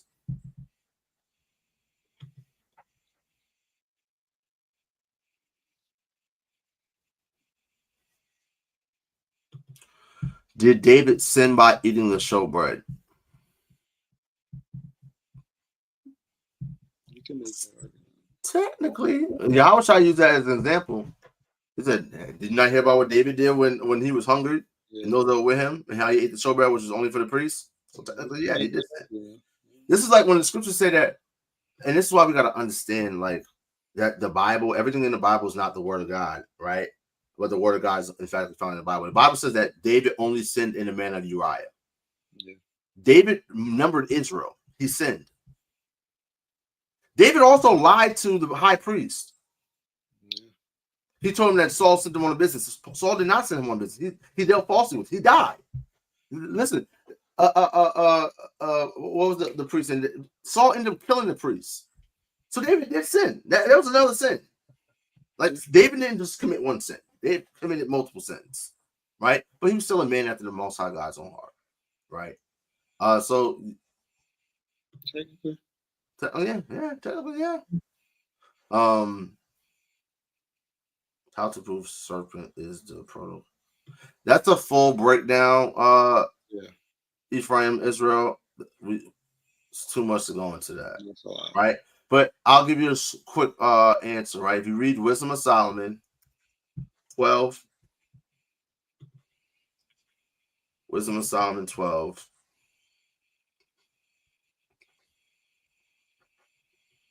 it tells you that the Canaanites were a naughty generation from the beginning, right? It says, verse 3 says, "For it was thy will to destroy by the hands of our fathers both those old inhabitants of thy holy land." Who are the old inhabitants of the holy land?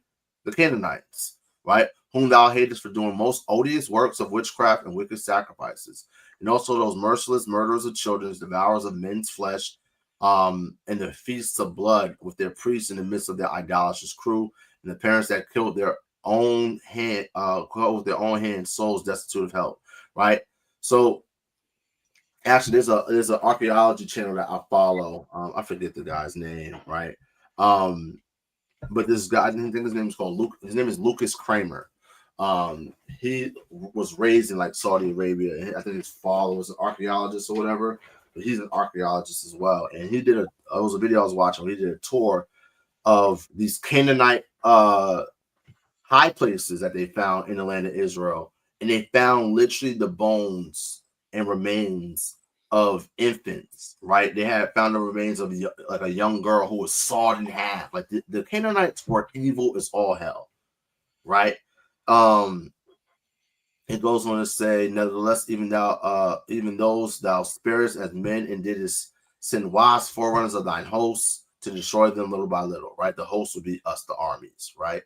It says that thou was unable, that thou was unable to bring the ungodly under the hand of the righteous in battle, or destroy them at once with cruel beasts, or with one rough word, but executing thy judgment upon them little by little. Thou gavest them place of repentance, not being ignorant that they were a naughty generation, and that their malice was bred in them, and that their cogitation would never be changed. For it was a cursed seed from the beginning, right? What is the word beginning? Barakath. Genesis, right? What was the cursed seed from the beginning? The seed of the serpent, right? So this proves that they're the Canaanites. Just a quick synopsis, right?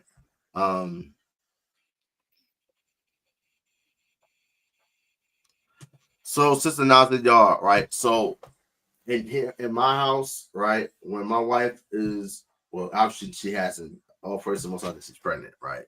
But when my wife was on her flowers, right, I wouldn't sleep in the bed with her. I would sleep on the couch. Now, obviously, anything she touches is still unclean, right? Yeah, I don't have it where I have another crib I can go to, right? But that's just my attempt to keep the law, of course, to the best of my ability in that regard. So again, being unclean is not it's not a sin to be unclean, right? Now, it would be a sin for you to deliberately sleep with your wife when she's on her flowers. That's thing.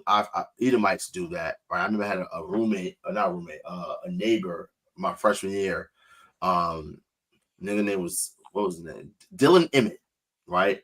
And he was dating a girl named Kat down the hall, 2 Edomites, and his room was right next to mine. So every time he was, you know what I mean, in his room with his girl, I heard everything, right? And I remember one day I was like, yo, bro, like, every day, like, bro, like, he's like, y'all even do that when she on her period? She said, yeah, bro, like, bro, they love him. I'm like, bro, nigga, what? My nigga's deliberately sleeping with his shorty when she's on her flowers. That's a sin according to Torah. Now, if you run a red light, like, now you're unclean, right? You didn't do it deliberately. You're unclean. All right, you gotta wash yourself. I think you're unclean for 7 days, if I'm not mistaken. If I'm not mistaken, right? But yeah, just here in my house when my wife was on her flowers, I mean, prior to her getting pregnant, you know, I slept on the couch, right? Or I would blow up the air mattress and go sleep in either the living room or basement, right? So, good question.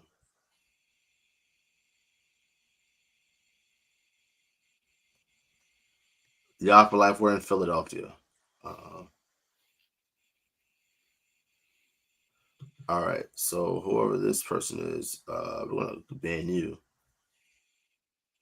Like all you scoffing niggas, like y'all can go eat a dick, right? Some nigga gonna say house of filth. I bet your house is filthy. I bet your house. I bet you don't even. I bet you live in your mama's basement. Okay. Let's see.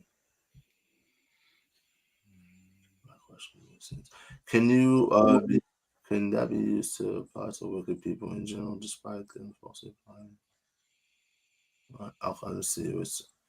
So I'm currently in the book of Job, and I'm reading and seeing that Job's friends are falsely accusing Job and applying wickedness to Job due to the affliction he is in, right? And we know, right? And we know that it is the Most High God trying Job. But can the things they say pertaining to a wicked person, man or woman, be true? For example, Job 20 and Job 18 that talks about calamities to the wicked. Okay. Can that be used to apply to wicked people in general, despite them falsely applying to Job? Yeah, like for instance, I think it's one of Job's friends that says that great men are not always wise. Yeah. Great men are not always wise. I know a lot of old niggas that are not wise. Yeah. Especially in this community. So listen, the broke clock is right twice a day. Yeah. You know? That's what I said. Halal food is unlawful. Don't eat halal. So sacrifice unto idols, unto an idol. When they slaughter the animal, they say Bismillah, right? Which is thanks be to Allah, something like that. Yeah. Is due source something.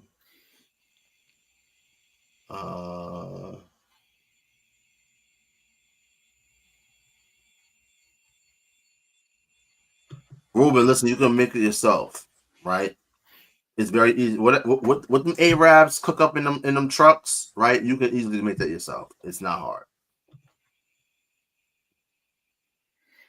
That's what I meant. My other question says Judah's error or conceiving.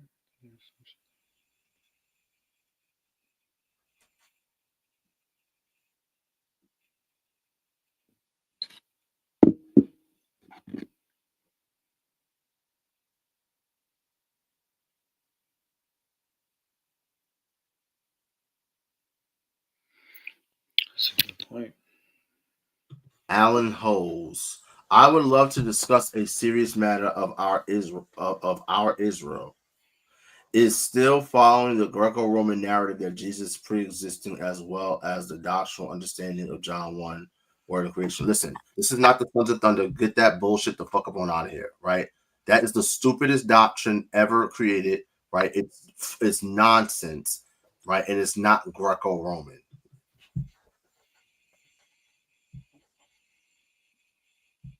Great point, Nicholas Jacobs.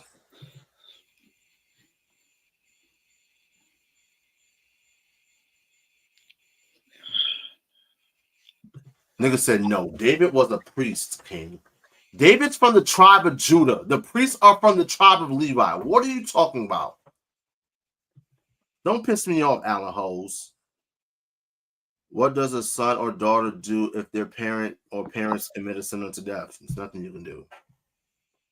It's not up to you to bring them onto trial. And plus, we're not in our land.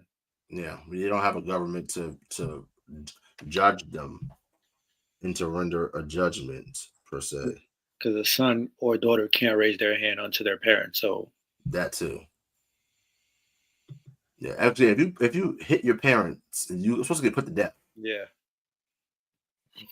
Since proceeding says, I also meant in my other question, since Judah's heirs were conceived in an assumption that he was buying a prostitute, does this lead to Judah today having that spirit of pip/trick/home mentality?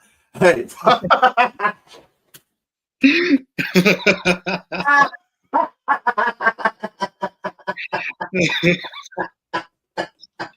Hey, man. Y'all know hey. How your daddy got down, man. Let me tell you, bro. Oh my God. Judah a wild bull. He was a wild bull. That was funny. Did Moses know that God wanted him to deliver the Israelites out of Egypt before he killed the Egyptian? I don't believe. No, because he appeared to him in the bush. And he fled after he did that. Yeah, so no. Fine, otherwise because most didn't say.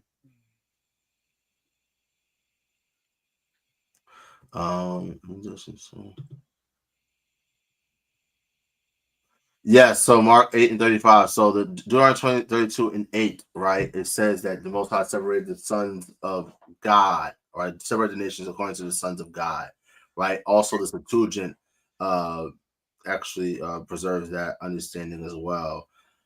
It is, from what I've deduced, is that the Masoretes deliberately put that there because they were heathen, they were small hats, because they didn't like the idea of polytheism. And mind you, they're in a world where their enemies are so-called Christians, and Christians are essentially polytheists, technically. If you follow Christianity, you're a polytheist. You believe in three gods. Just inherently, you are. You believe in three gods that make up one God. That makes no sense. So, yeah, even Deuteronomy chapter 20, it says that the Lord created the sun, the moon, and stars for the heathen to worship. So, it's something called the divine council. Yeah. Like even when you let's go to Daniel chapter 10. Right? Let's go to Daniel 10.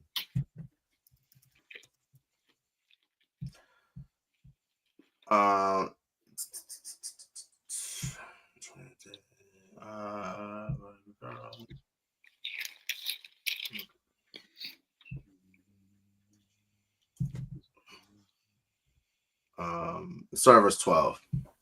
This book of Daniel, chapter 10 and verse 12. Then he said unto me, fear not, Daniel, for from the first day that thou didst set thine heart to understand and to chasten thyself before thy God, thy words were heard, and I came for thy words. But the prince of the kingdom of Persia withstood me 21 days. But lo, Michael, one of the chief princes, came to help me, and I remained there with the kings of Persia.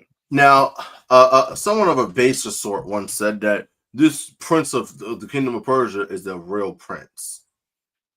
Now, that makes no sense because Daniel's speaking to an angel right now, right? It says, but the prince of the kingdom, right? This word for prince is shar. Yeah. Right? The Hebrew word shar, right? It says of the kingdom, the Malakawath Paras, right? Let's pull this up, right? it says, let's do the forward, right? So it says the prince Washar Malakwath Paras, right, withstood me, right? 20 in 1 days, right? Below Michael, Mayaka Allah, right? One of the Hasharyam Ra'ashnyam, right? So he's one of the chief or head princes. The angels are called princes. Hence, Jacob, he was wrestling who? An angel.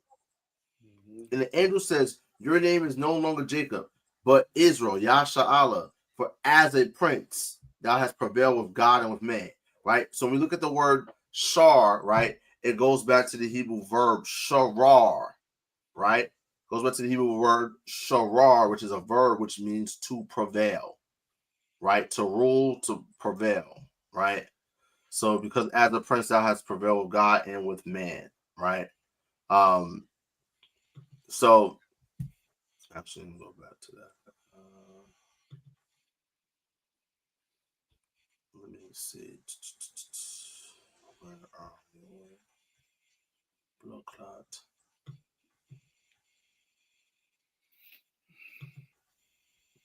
Okay, here we go. Sharar. Enemies. That's not the one. See if it's the next one or is the one previous. Let's go previous. Boom, boom, boom. Right. So if you go to for Israel, right? So let's look at this, right? It says, LaYAHAWAH, no Yaquab, shall you be called Ya'amar, right? Iwad, more. Your name, Shamka, Kaya, Yasharahla, Kaya, for as a prince, Sharyah, or as a prince, right? Thou has power with God and with man has prevailed, right? So when you even look at, like, for instance, my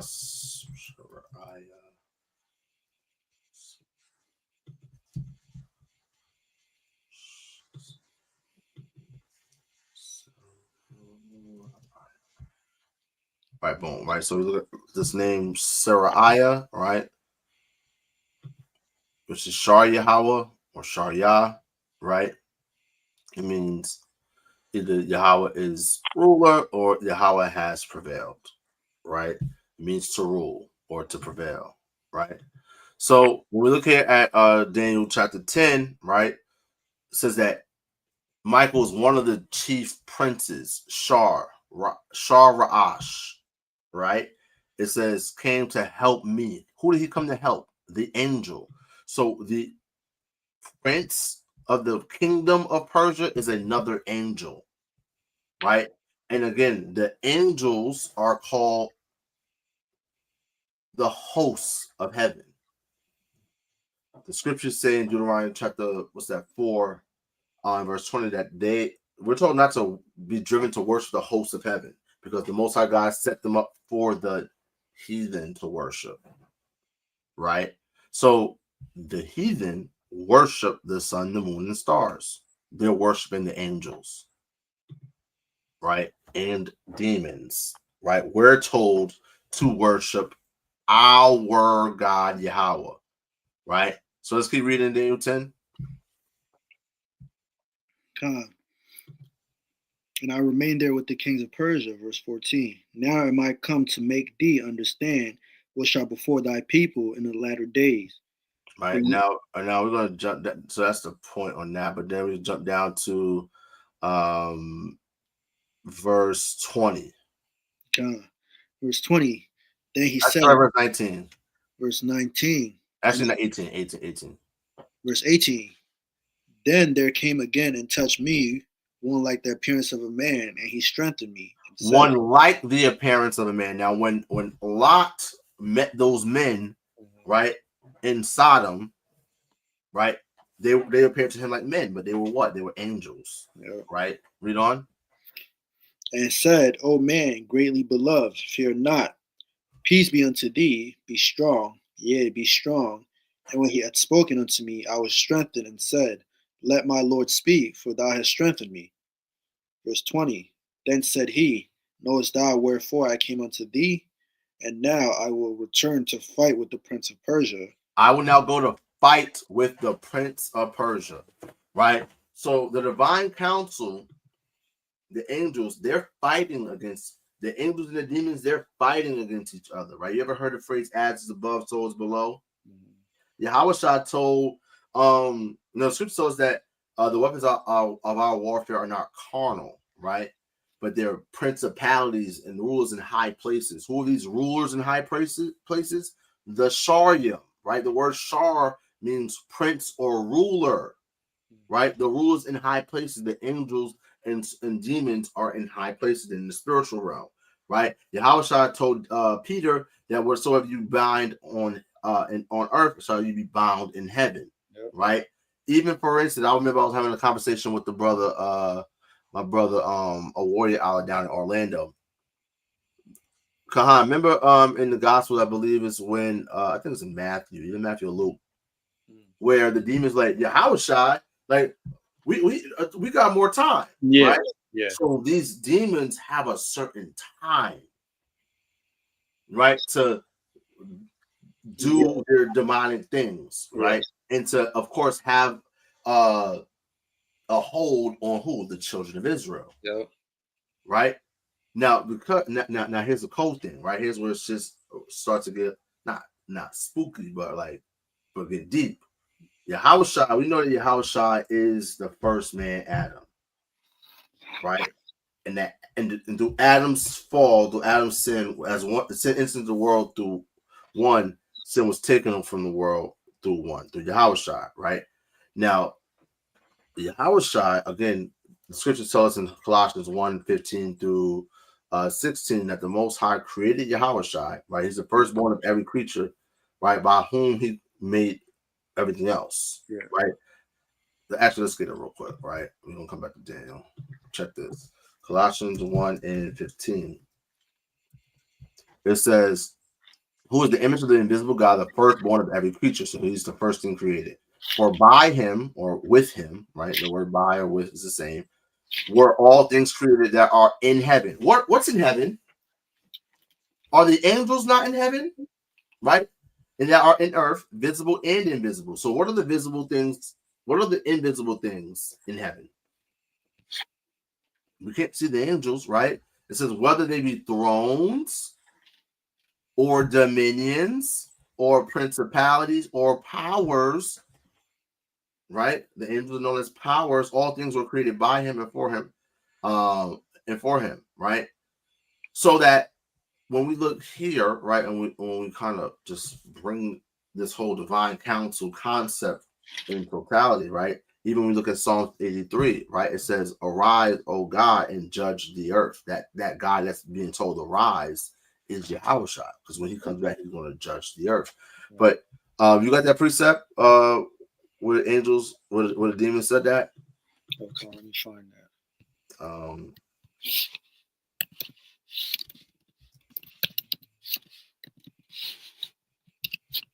Scripture, where demons.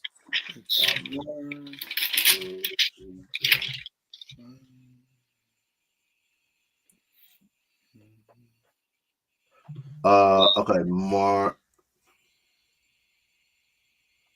5:8. Yeah. Let's go Mark 5:8. All right, watch this. Bring it out. Come. This is the book of Mark. Let me start at verse 7 real quick. Verse 6, like it. But when he saw Yahawashi far off, he ran and worshipped him and cried with a loud voice and said, What have I to do with thee, Yahawashi, thy son of the Most High God? I adjure thee by God that thou torment me not. For he said unto him, Come out of the man, thou unclean spirit. And he asked him, What is thy name? And he answered, My name is Legion, for we are many. And he besought him much that he should not send him away out of the country. Out of the what? Out of the country. Out of the country. Why? Because who's in the country? The Israelites, right? Actually, the one, Yeah. let's go to Matthew 8 and 28. Let's go to that one. So Matthew 8 and 28. Watch this. Matthew 8. Yeah. God. This is the book of Matthew, chapter 8, verse 28. And when he was come to the other side of the country of the Gergesen, there met him two possessed with devils coming out of the tomb, exceeding fierce, so that no man might pass that way. And behold, they cried out, saying, What have we to do with thee, Yahawashi, thou son of God? Art thou come hither to torment us before the time? Before the what? Before the time? Before the time. So Yahawashi, the demons, they have a time, right? So that they can torment our people, right? Are you come to torment us before the time? Right. They know they have a time. Satan knows that he had but a time. So when we look at Daniel chapter 10, right? Going back to Daniel chapter 10, he lets Daniel know that I have to go fight the Prince of Persia, right? Let's go back to Daniel 10 and 20. This is I gotta do. Listen, I've been meaning to do a full breakdown on this. Like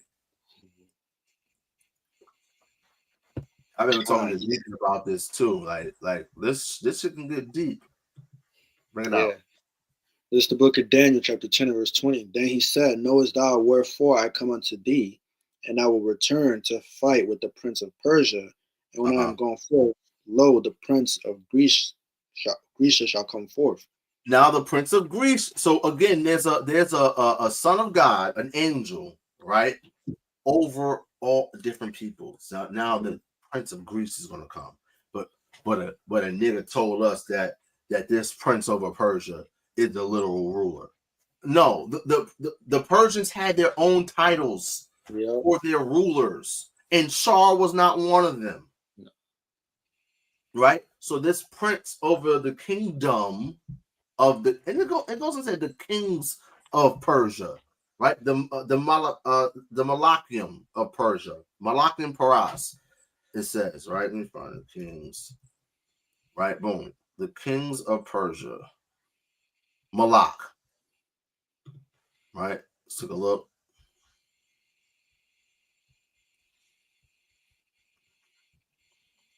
Yeah, Malakia Paras. Right, the kings of Persia. So the king of Persia is not to be confused with the prince over the kingdom of Persia. Right. Barakath. Right? Same way it's not to be confused with the prince of Greece. Who was the king of Greece? Alexander. Yeah. Well, at this time, it would have more than likely been his father, right? And Alexander was gearing up to be to become the king himself, right? So let's finish off verse 21.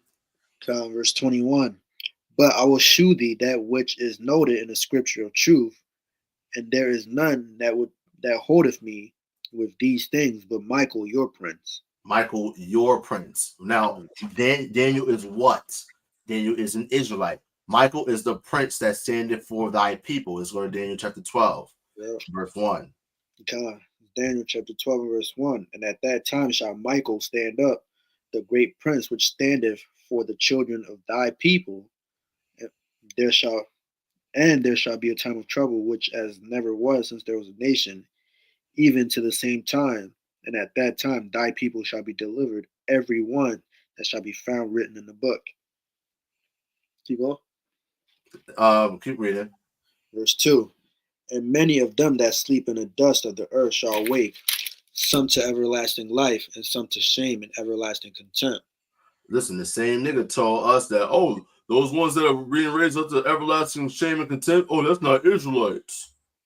Oh, yeah, it is.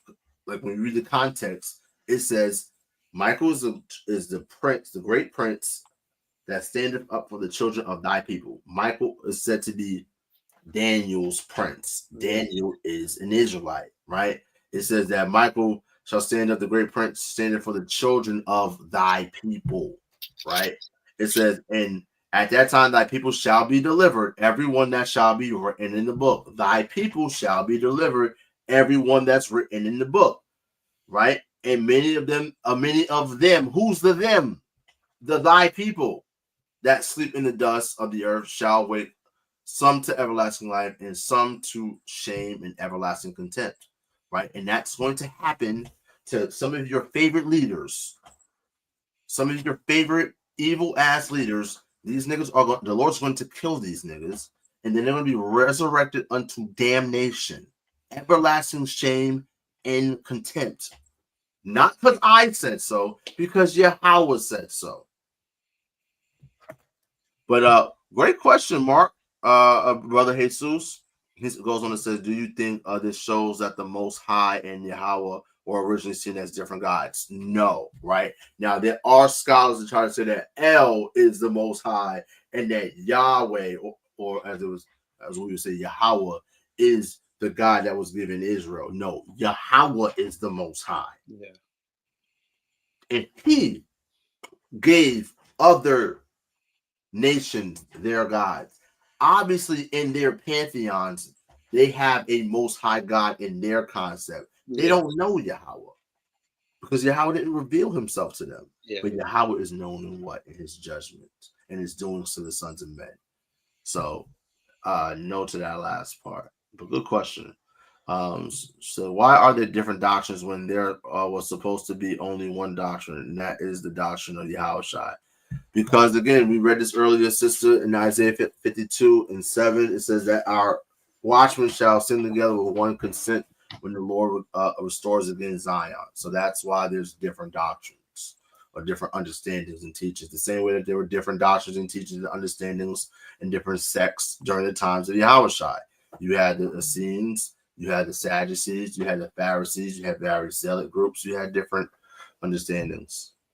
And to that point too, Christ serves two purposes in Israel for the people, right? So Christ is also that chief cornerstone, and he's also a stone of stumbling for people that aren't weaned from the mill. So if you're not well versed in the scriptures, then Christ is going to be a stumbling block for you. But if you are, then Christ is that chief cornerstone which your doctrine is built on. But if you don't have solid ground, like he says, if you don't build the base from him, then you're building your foundation on sand, like he gave the parable of. So Christ has two purposes. Actually, let's go to Isaiah 6 real quick. Someone says, can we have a private discussion at some point? There's no doctrine I'm following. Send me an email. Send me an email. Here's my email. ariala@hibofficialzion.com. All right.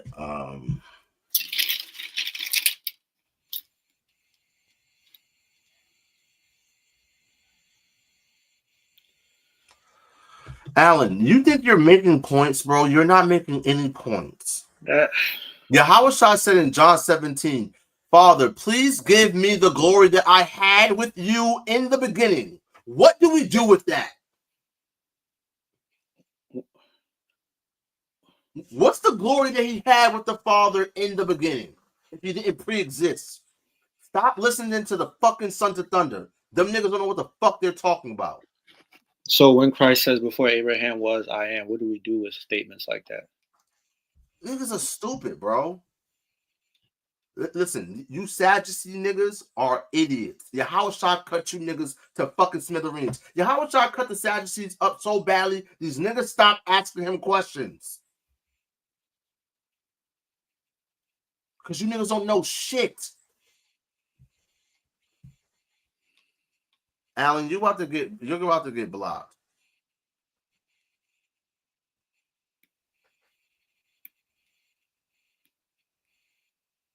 Can you be physically marked in your hand by I don't know what you're talking about.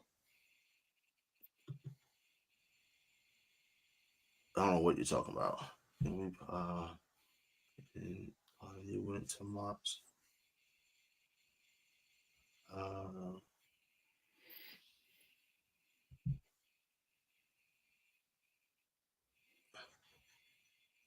Like as I come on, like Let me. What I'm going to have to do. I'm going to have to redo. Right. I might just re-upload a part of me stepping on that bullshit doctrine. Right. That the brothers of SOT came up with this stupid ass John 1 doctrine. I might have to just re-upload that, right? I might have to, of course, edit out the word Zakari over my name, right? I'm gonna have to because this shit don't make no good goddamn sense. It don't make a lick of sense.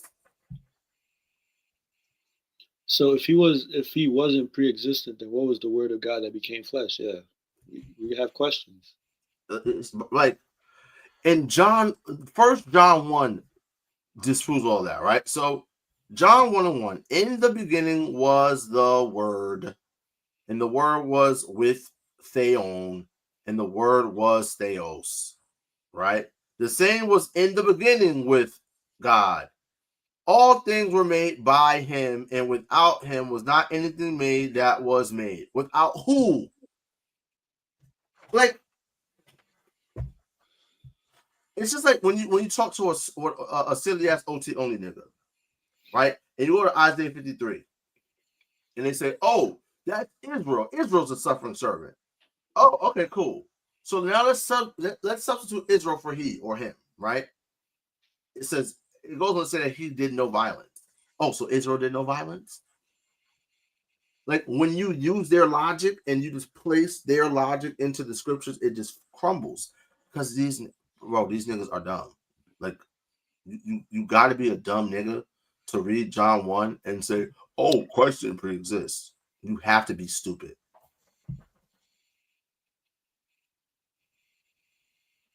Do you view the Satan that tempted Jesus the high priest? If not, who do you think the Satan was there?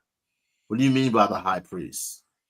What even alludes to there being a high priest in the wilderness that time? What?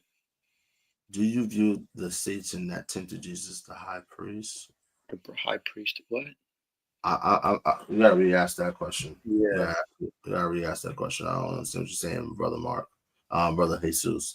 Will Yahawashi stay on the throne forever as his glorified immortal self, or will he have descendants through his lineage? I assume he will have children. I believe he'll have children, but he's going to reign on the throne forever and ever, right? Yeah. So if you go to this video that I did, let's go to videos, right? So you go to my channel, you go to videos, right? Some videos are live, some videos are not, right? So you got videos, you got shorts, right? I've been going crazy with the shorts, right? So make sure y'all check out the shorts too, right?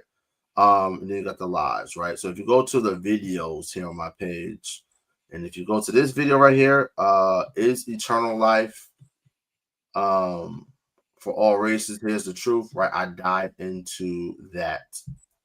But the answer is the Yahawashi is going to reign forever and ever. But I'm put that link to that video in the chat. So check that out for a full understanding of what eternal life is. All right.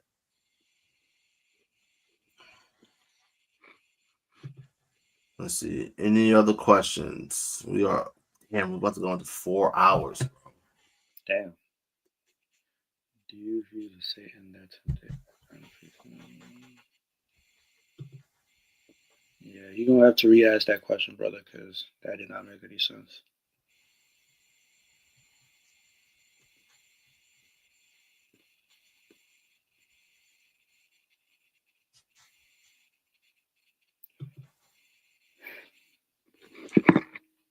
Yeah, put another link in the chat.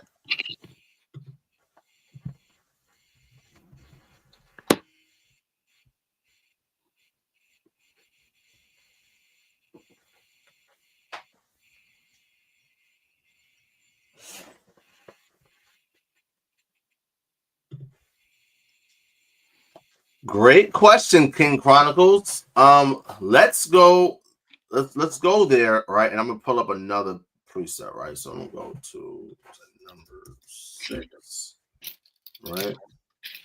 Acts 7 and 38, right? Let's start at verse 35. It's the book of Acts, chapter 7, verse 35. This Moses, whom they refused, say, who made thee a ruler and a judge? The same did God send to be a ruler and a deliverer by the hand of the angel which appeared unto him in the bush. By the hand of the what? The angel which appeared unto him in the bush. By the hand of the angel that appeared unto him in the bush. That angel that appeared unto him in the bush. In the bush is Yahawashi, right? John, was that John 8:58? Before Abraham was, I am, right? Before Abraham was, I am. The angel in the bush said, Yasharahla. But moreover, tell the children of thy people that Yahawah, the God of their fathers, right? The phrase I am is Ahaya, right? So Yahawashi was this angel that appeared unto him in the bush, right? Read on. Verse 36. He brought them out after he had showed wonders and signs in the land of Egypt and in the Red Sea and in the wilderness 40 years. This is that Moses which said unto the children of Israel, a prophet shall the Lord your God raise up unto you of your brethren, like unto me. Him shall ye hear. That's Deuteronomy chapter 18, verse 18 and 19. Yahawashi is said prophet. Read on. This is he that was in the church in the wilderness with the angel which spake unto him in the Mount Sinai, and with our fathers who received the lively oracles give unto us. So it says that he spoke to an angel, right, in the wilderness, right? So now let's go to Numbers chapter 6. No, not number 6, Numbers chapter 12. Right? Let's start from the top. It's the book of Numbers, chapter 12. From the top. And Miriam and Aaron spake against Moses because of the Ethiopian woman whom he had married, for he had married an Ethiopian woman. Mm-hmm. And they said, hath the Lord indeed spoken only by Moses? Have he not spoken also by us? And the Lord heard it. Verse 30. Now the man Moses was very meek above all the men which were upon the face of the earth. And the Lord spake suddenly unto Moses and unto Aaron, unto Miriam, come out ye three unto the tabernacle of the congregation. And they came out. And the Lord came down the pillar. Real quick, right? So notice how it says, and the Lord spake suddenly unto Moses, Aaron, and then Miriam. Right? This demonstrates that the Most High God is not dealing with every single body in the same manner. Yep. And we're going to further see this. Moses is mentioned first. Mind you, Moses is the younger brother. Yep. He's the baby. Then Aaron, and then Miriam. So Miriam, watch your fucking mouth. Be quiet. Right? So in order, right? Leviticus, 1 Corinthians 11, right? I will have you know that the head of every man is Christ, and the head of the woman is the man, and the head of Christ is God. The Most High God deals in order, right? Read on. Verse 5, and the Lord came down in the pillar of the cloud and stood in the door of the tabernacle and called Aaron and Miriam, and they both came forth. And he said, Hear now. It's called Aaron and Miriam, not Miriam and Aaron. Aaron and Miriam. Order. Read on. Hear now my words, if there be a prophet among you. I, the Lord, will make myself known unto him in a vision, and will speak unto him in a dream. My servant Moses is not so, who is faithful in all mine house. Let me put this in nigga terms for you. He said, listen, man. Right? If there's a prophet, listen, I'm gonna talk to you like this. I'm gonna give you a vision. I'm gonna give you a dream. I'm gonna tell it to you like this, right? Moses ain't like y'all niggas, so watch your fucking mouth. That's what the Lord told them. Watch your fucking mouth. Watch who you talking about, right? Don't think that you're on his level, right? I'm gonna give you a vision. I'm gonna give you a dream, right? Him, not so. Read on. Verse 8. With him I will speak mouth to mouth. Mouth to mouth. Now, Yahawashi is the word of God. Words come out of what? Out of mouths. He will speak to him mouth to mouth. Read on. even apparently, and will not in dark speeches, and in the similitude of the Lord shall he behold. And the what? The similitude of the Lord shall he behold. The similitude of the Lord shall he behold. So now I want to pull this up real quick. Let's see if I can find the word for similitude in the Greek. Let's see if I can find it.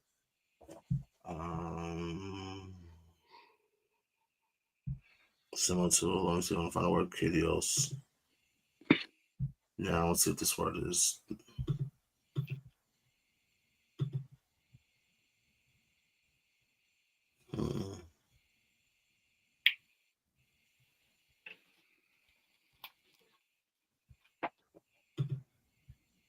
Is this the word?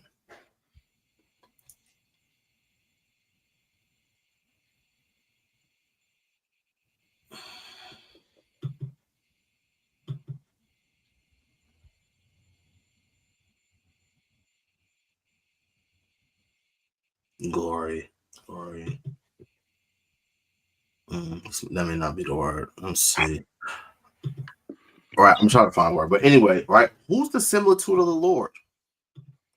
Right? The scriptures say that Yahawashi is the express image of the Father. Right? He's the image of the invisible God. Right? Read on. John, even apparently not in dark speeches, and the similitude of the Lord shall he behold. And the similitude of the Lord shall he behold. Wherefore, right? Then were ye not afraid to speak against my servant Moses? Verse 9. And the anger of the Lord was kindled against them, and he departed. Verse 10. Then the cloud departed from off the tabernacle, and behold, Miriam became leprous, white as snow. And Aaron looked upon Miriam, behold, she was leprous. Mm-hmm. Verse 11. And Aaron said unto Moses, Alas, my Lord, I beseech thee, lay not the sin upon us wherein we have done foolishly, and wherein we have sinned. Verse 12. That's it on that, right? So basically, Miriam gets smitten with leprosy. She gets put out of the camp. Now notice how Aaron wasn't smitten with leprosy. Now, I could think of a couple reasons. Well, one, he's the priest. He's the high priest. So he has to continue to do the work. So, and Miriam being a woman running her damn mouth against Moses, right? The Lord's servant in that regard. He's like, listen, woman, shut up. Get her on the body here. So this story right here demonstrates how a lot of you niggas, y'all be running your mouths against certain people. Might want to be weird. You might want to watch it. Right? The Lord is not dealing with everyone in the same manner. It just is what it is.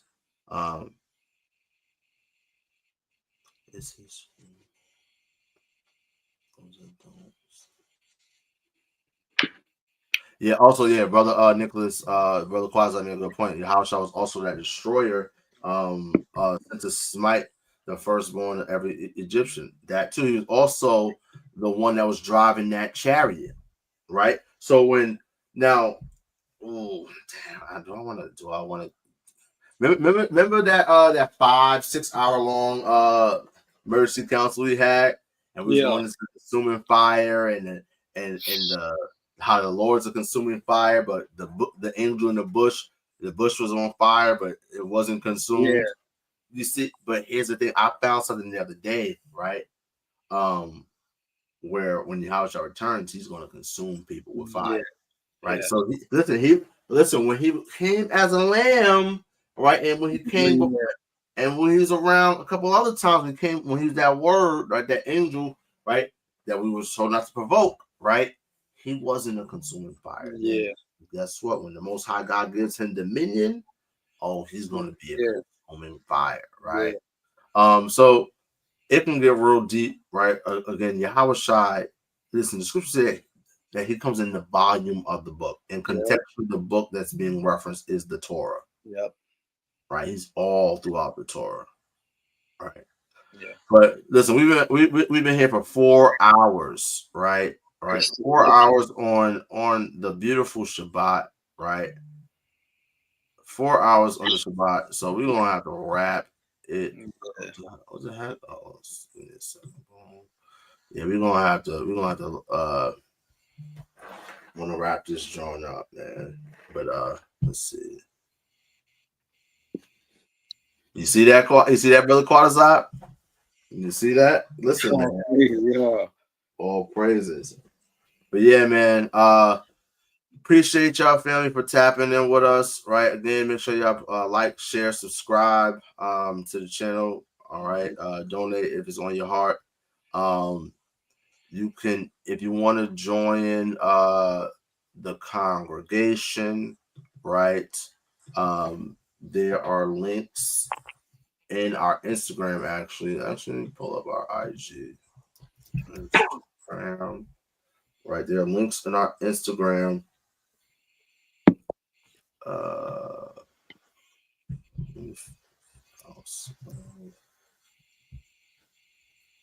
Boom, right. Go to our Instagram. Let me pull this back up here. Right, so you go to our Instagram, there's links here, right? So you got our YouTube page, our Facebook, right?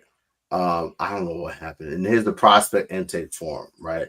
I'm gonna add the other links in a second. Actually, let me do that right now. Copy link.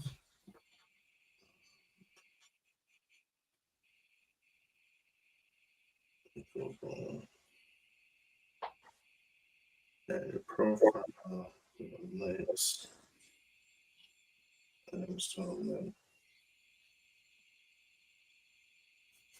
Join HOB Sisterhood.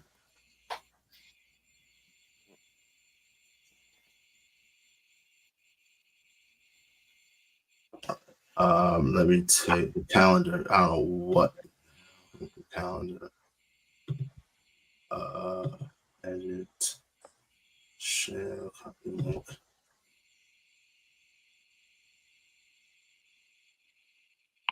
Boom. All right, boom. Watch this. Fresh. Yeah. So if you come into our channel, right? This is the link to the calendar, right? This right here is the link for brothers for the prospect intake form. You can click this link right here. And for sisters to join the HOB Sisterhood, right, click this intake form right here, right? Fill it out, and we will be in contact with you, brothers and sisters, very, very soon. All right.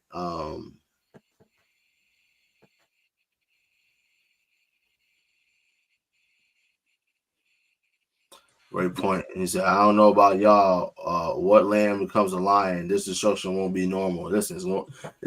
That's a fact. That is a fact. All right. But yeah, family. Make sure you guys can again like, share, and subscribe. Right. If you wanted to have a conversation with me or set up a dialogue with me, you can email me here at ariella@hibofficialzion.com. If you want smoke and you want to get on the show, right? Actually, let me turn this from being a ticker, right? Boom. Right. If you want to be in the show, email me at ariella.bonyahawa@gmail.com, right? If you want to have a discussion, debate, what have you, you can email me here. Right. If you need like some type of consultation or whatnot, email me here. All right. If for some reason you want to get in contact with the camp, right, you can email us here at houseofbreadcamp@gmail.com. But again, our also contact us via Instagram, right? Myself and Yasharahla, we have access to the IG page, and we check it pretty frequently. So yeah, man, with that, I want to give all praises, all glory, and all honor unto the Most High God, whose name is Yahawah. Of course, we do so in the name of His only begotten Son, Hamashiach, Yahawashi of the world, and we call Jesus Christ. Till next time, Shalawam, and Matawathya. Ball.